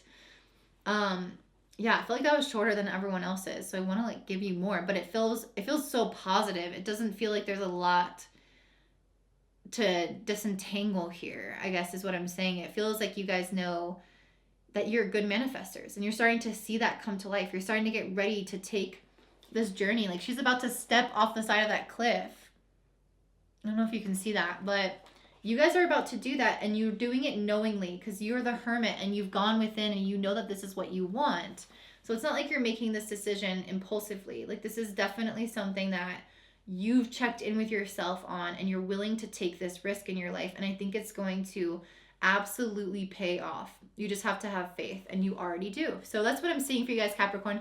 If this resonates, please give me a thumbs up and comment down below. I read all of your comments, and they always mean so much to me. And I just want to say thank you if you do comment.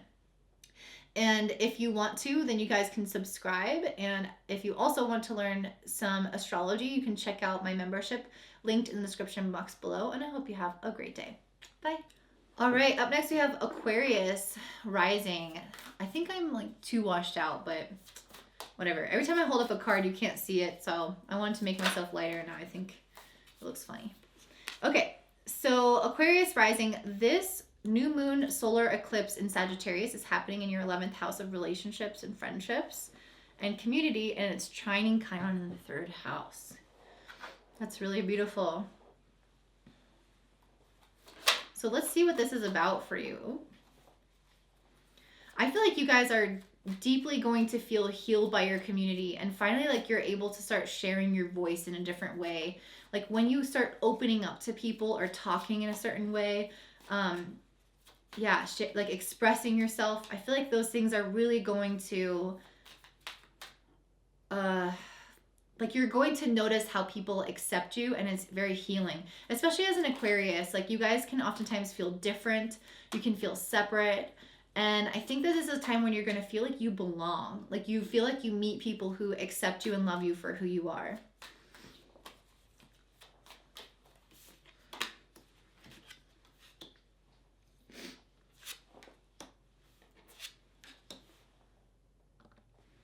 Maybe you guys would overthink things a lot. Like, I think that there can be a sense of worry or having negative thoughts and emotion, especially with this Nine of Swords coming up. And the Two of Wands, it makes me feel like you guys are worried about the future specifically. And yeah, that's interesting because having an eclipse in the 11th house, the 11th house is our like goals for the future. It's our plans. And so with the trine to Chiron in the third, you guys might also feel like you are getting more clarity around what some of those future plans could be. I do still see the Nine of Swords though, so I wonder if you'll still experience anxiety. Let's see. The Hierophant.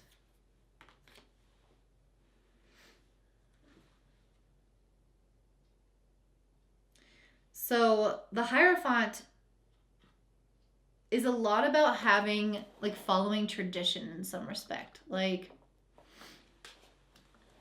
studying under somebody, like improving something, following some kind of like convention, right? Some kind of tradition, and moving through that system in order to gain a certain result. So I wonder how that describes the Nine of Swords. I'm going to come back to that. All these cards came out too. Definitely seeing an enhancement in the social circle with this Three of Cups next to the Star. I feel like, again, this is kind of the message I was coming at earlier. You guys are really being accepted, and I feel like it's healing you. Like your community is really healing you. Your friendships are healing you. This time with others, sharing your emotional self, is really uplifting your soul and making you feel like you belong somewhere. And I feel like any like hard work that you've been putting into something is going to pay off, and it's going to also present more opportunities to you with this Ace of Pentacles and the Justice. I don't think that you are just going to experience benefits of what you're already doing. Again, I feel like more things are going to start presenting themselves because you've been putting in work, you've been helping people in some way, and you've also been working on your mindset with the trine to Chiron in the third. You're healing a lot of your self-talk and your mindset, and this is going to not only bring in new work opportunities, but it's going to create, again, that sense of fulfillment in your relationships, because when you talk to yourself a certain way, you're going to attract that same thing into your life through your connections, right? So I feel like you guys are building some level of self-confidence here, especially with the fifth house creativity.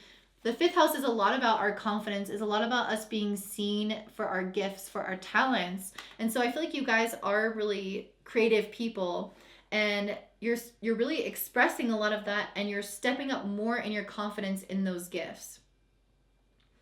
And there is definitely something going on here with money. I feel like you guys are possibly having some really strong finances, which is interesting because Venus is in your 12th house.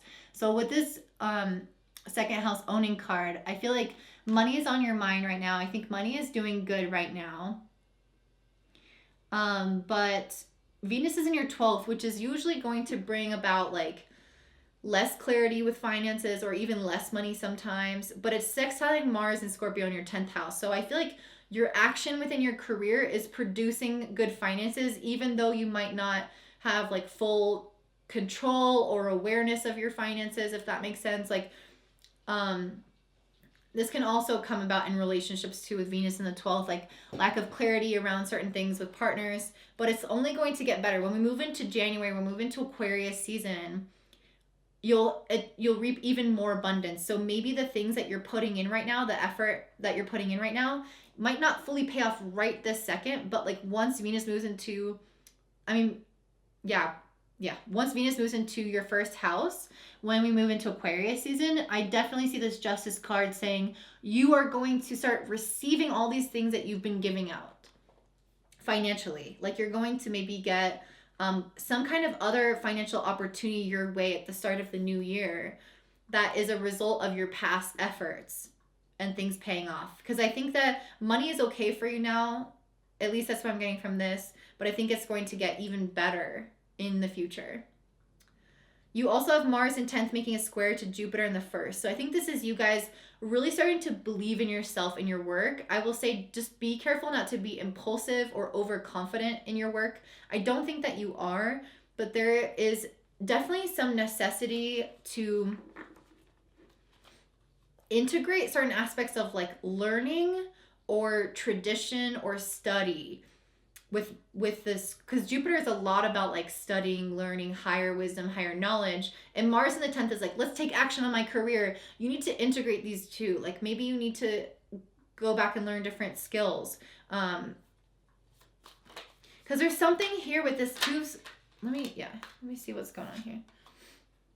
There's something here with these like 2 of Wands, which is about planning for your future, and then the 9 of Swords, which is about worrying for your future, and then the Hierophant here is like giving you some kind of structure to move forward, if that makes sense. So for example, if you are like wanting to pursue some kind of job, or like you want to be a therapist and you're not in school right now, but like that's your plan and you have anxiety about not being on track with that, the thing that you would do is like you would enroll in school, and that would be step 1. Be like, this is the checkbox I have to do before I can get a license to be able to practice. Or like if you want to do something, like what is it that you want to do? Because maybe you're not, with the 9 of Swords, it feels like there's worry about it, or maybe like it comes from thinking about it but not having a plan or actions that you're taking. So the Hierophant is trying to give you some kind of schedule, some kind of consistency, some kind of structure, something that maybe already exists that you can just enroll in, or that you can just study, or that you can just do to like master something a little bit better, and that is going to help you solidify whatever plan that is for yourself. And I think with this King of Cups, like you can feel in your intuition what that is. Like not just like thinking like I need to do this, but feeling in your heart like that feels really exciting, the idea of studying that thing or doing that thing. I just don't know what this Hierophant is. Like, or the 9 of Swords really. Like, what is the Hierophant? I have the Hierophant explaining the 9 of Swords, and then I just... 3 of Pentacles. The Queen of Wands. I feel like you guys are meant to do some kind of like practice or something with somebody else. That's what the 3 of Pentacles is like this group effort. People coming together in this structure. That's what the Hierophant is too. The Hierophant is like memberships, groups, organizations. That is where this is. Like you guys are meant to be doing something in a community setting, and you might have some anxiety about the future, but like going to your community and planning something with people that you know you would work well with, and that would also help you gain confidence instead of worrying like you're going to become the Queen of Wands, where you're like, oh, I got this, like I work well in this group and I can do this with these people. I just think that you would do well in some kind of like working under someone or working with someone. There's some element of like needing some kind of existing structure as a community, as a group, and that is how you're meant to move your goals forward, if that makes sense. And it's supposed to feel really good. It's supposed to feel really intuitive, really in alignment, like really emotionally expressive. You're not supposed to feel hindered at all by this, at all. So if it doesn't feel right, that's not what I'm talking about. And that, I think, is, again, going to help you gain so much confidence, because sometimes we just need someone, like some title, or we need some like group around us, or some kind of like structure to feel like we have everything that we need, if that makes sense. Like we are a total baller because we did all those things and we have the title and the people and whatever. It's like it boosts our sense of confidence. We're not just standing here on our own, like thinking about what we need to do. So that's what I'm seeing for you guys, Aquarius. It feels like the eclipse in the 11th house is trying to draw you into your community, trying to get you to work with your friends around you, work with these people around you. That's why you're being so fulfilled by the people around you, because they love you, they accept you, they're trying to heal you, they're trying to help you, they're trying to help you reach your goals, and you need each other. There's some symbiotic relationship working here between you and your community that's going to help you reach a level of financial success in the new year that you are going to be really excited about.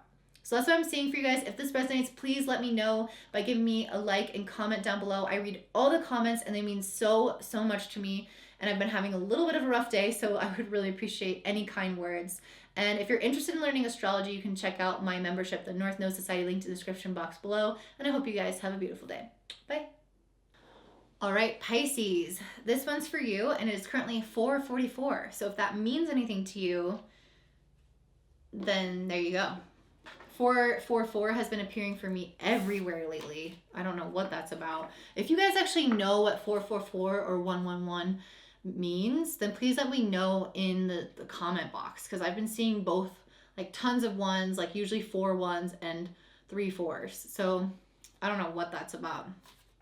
For you guys, this solar eclipse, new moon solar eclipse in Sagittarius, is happening in your 10th house of career. So you can probably imagine some breakthroughs happening in your career, some changes, growing in confidence in the things that you offer, the things that you are trying to reach, becoming more of a leader, becoming more visible, owning your gifts, owning your passions, and really utilizing them in such a strong way where they're able to make you money, because it's trining Chiron in the second. So I feel like you guys are really healing a lot around your self-worth and self-confidence and self-value, and it's helping you attract a lot more money.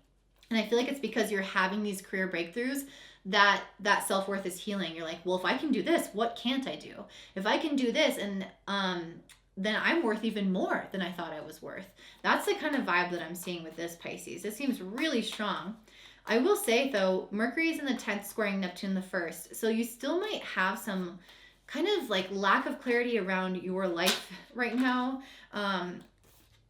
And I pulled the 6 of Cups as I said that. The 6 of Cups is... The 6 of Cups is a lot about like past memories, things that have emotionally affected you. This is interesting. I'm gonna keep pulling some cards while I think about this. You also got the 3 of Cups, the Page of Swords. Let me pull like 2 more.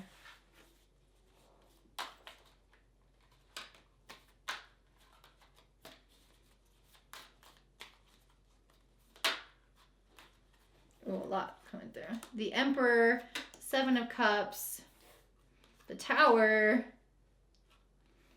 the Magician, and the 3 of Wands.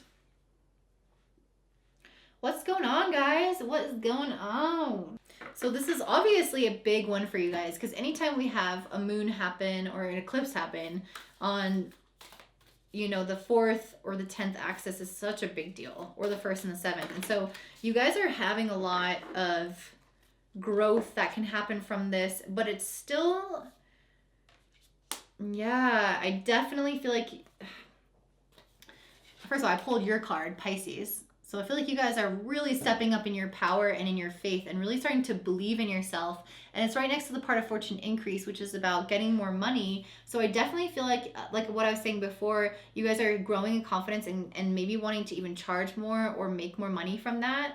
Confidence is coming through really strongly. But then with Mercury in the 10th squaring Neptune the 1st, it's funny because I feel like there's still some lack of clarity. And I think that this could be something that's influenced from the past, because I pulled the 6 of Cups next to the Queen of Wands.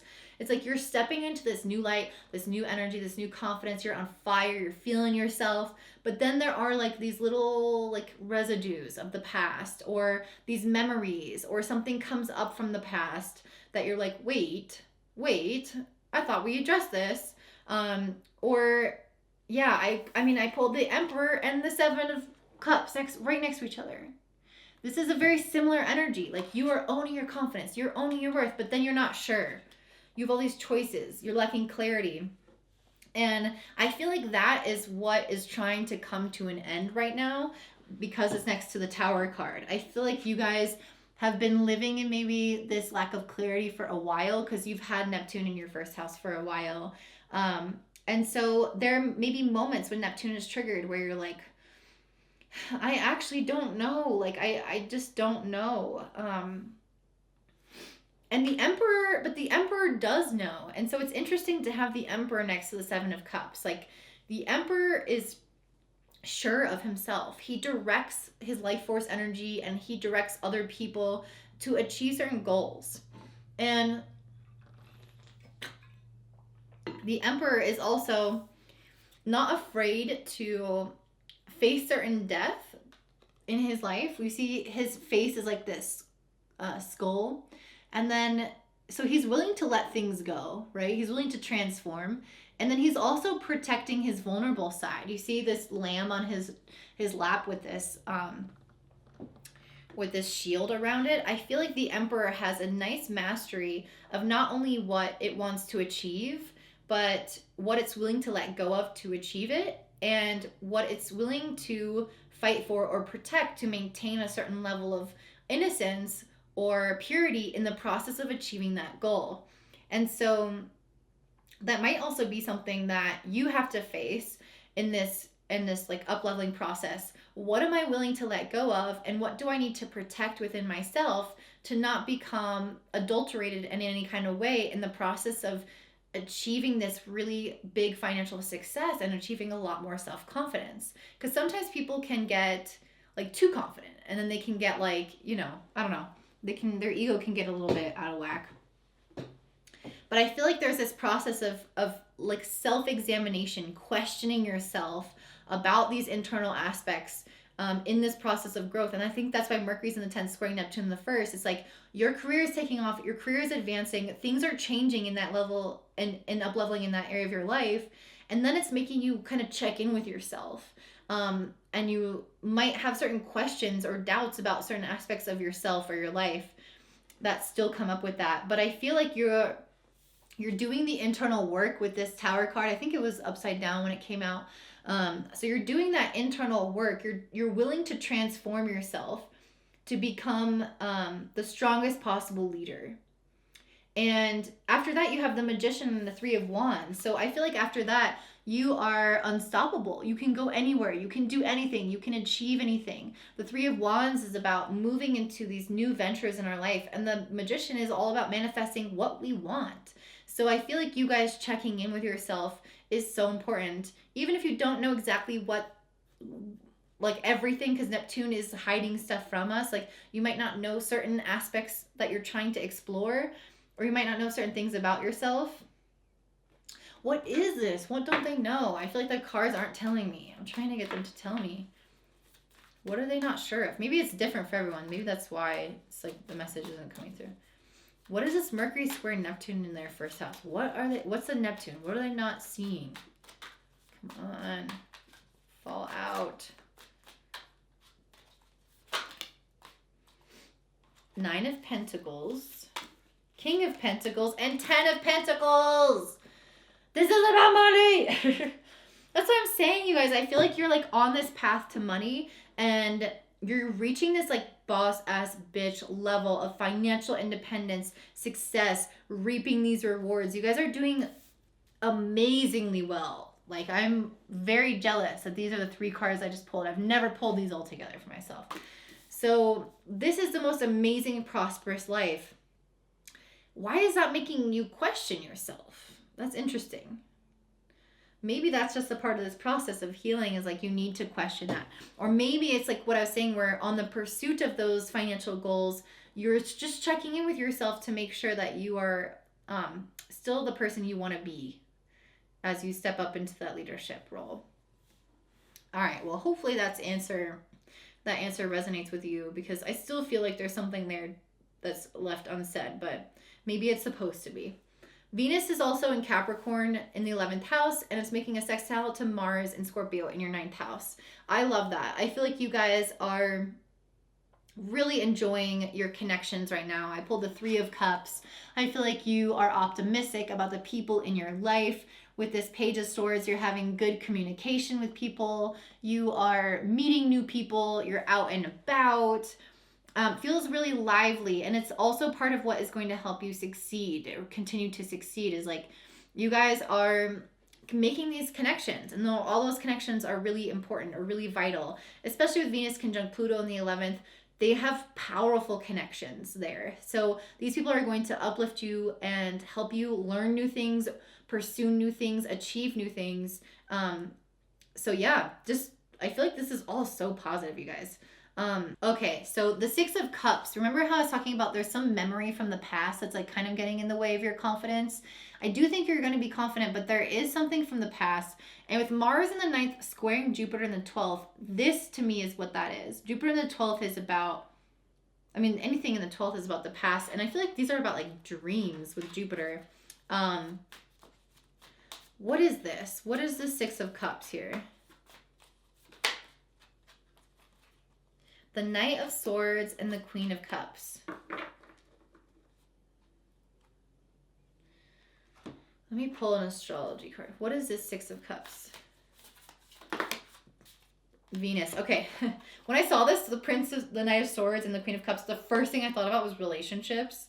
And then I pulled Venus to confirm. So I don't know why I thought relationships, because normally these cards are not like super relationship-y, but that's what came to mind. I think that there's some element maybe of like past partners or past people in your life that you were really close with, that you might feel like maybe nostalgic of at this time. Like some of those people might come up to the surface a little bit, especially with Venus about to go retrograde in December 19th.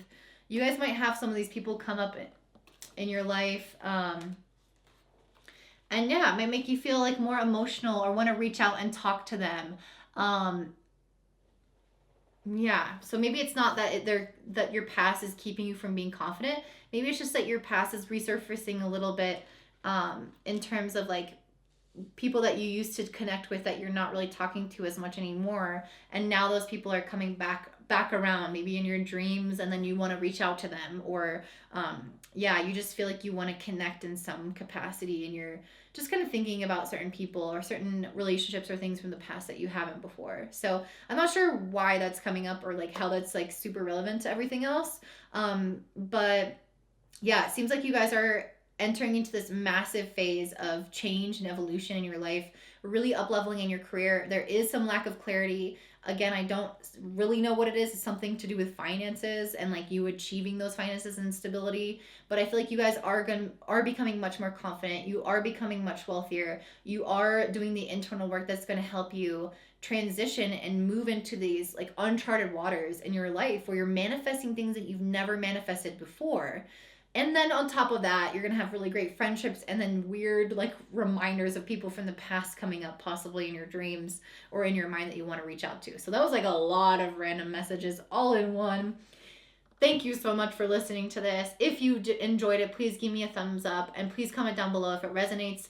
I have had an interesting week, so I would really appreciate any kind of positive feedback. I feel like I need that right now in my life. And I just appreciate and love you guys so much. And I hope that you have such a beautiful day. If you are interested in learning astrology, check out my membership, the North Node Society, linked in the description box below. And I hope you take care. Bye.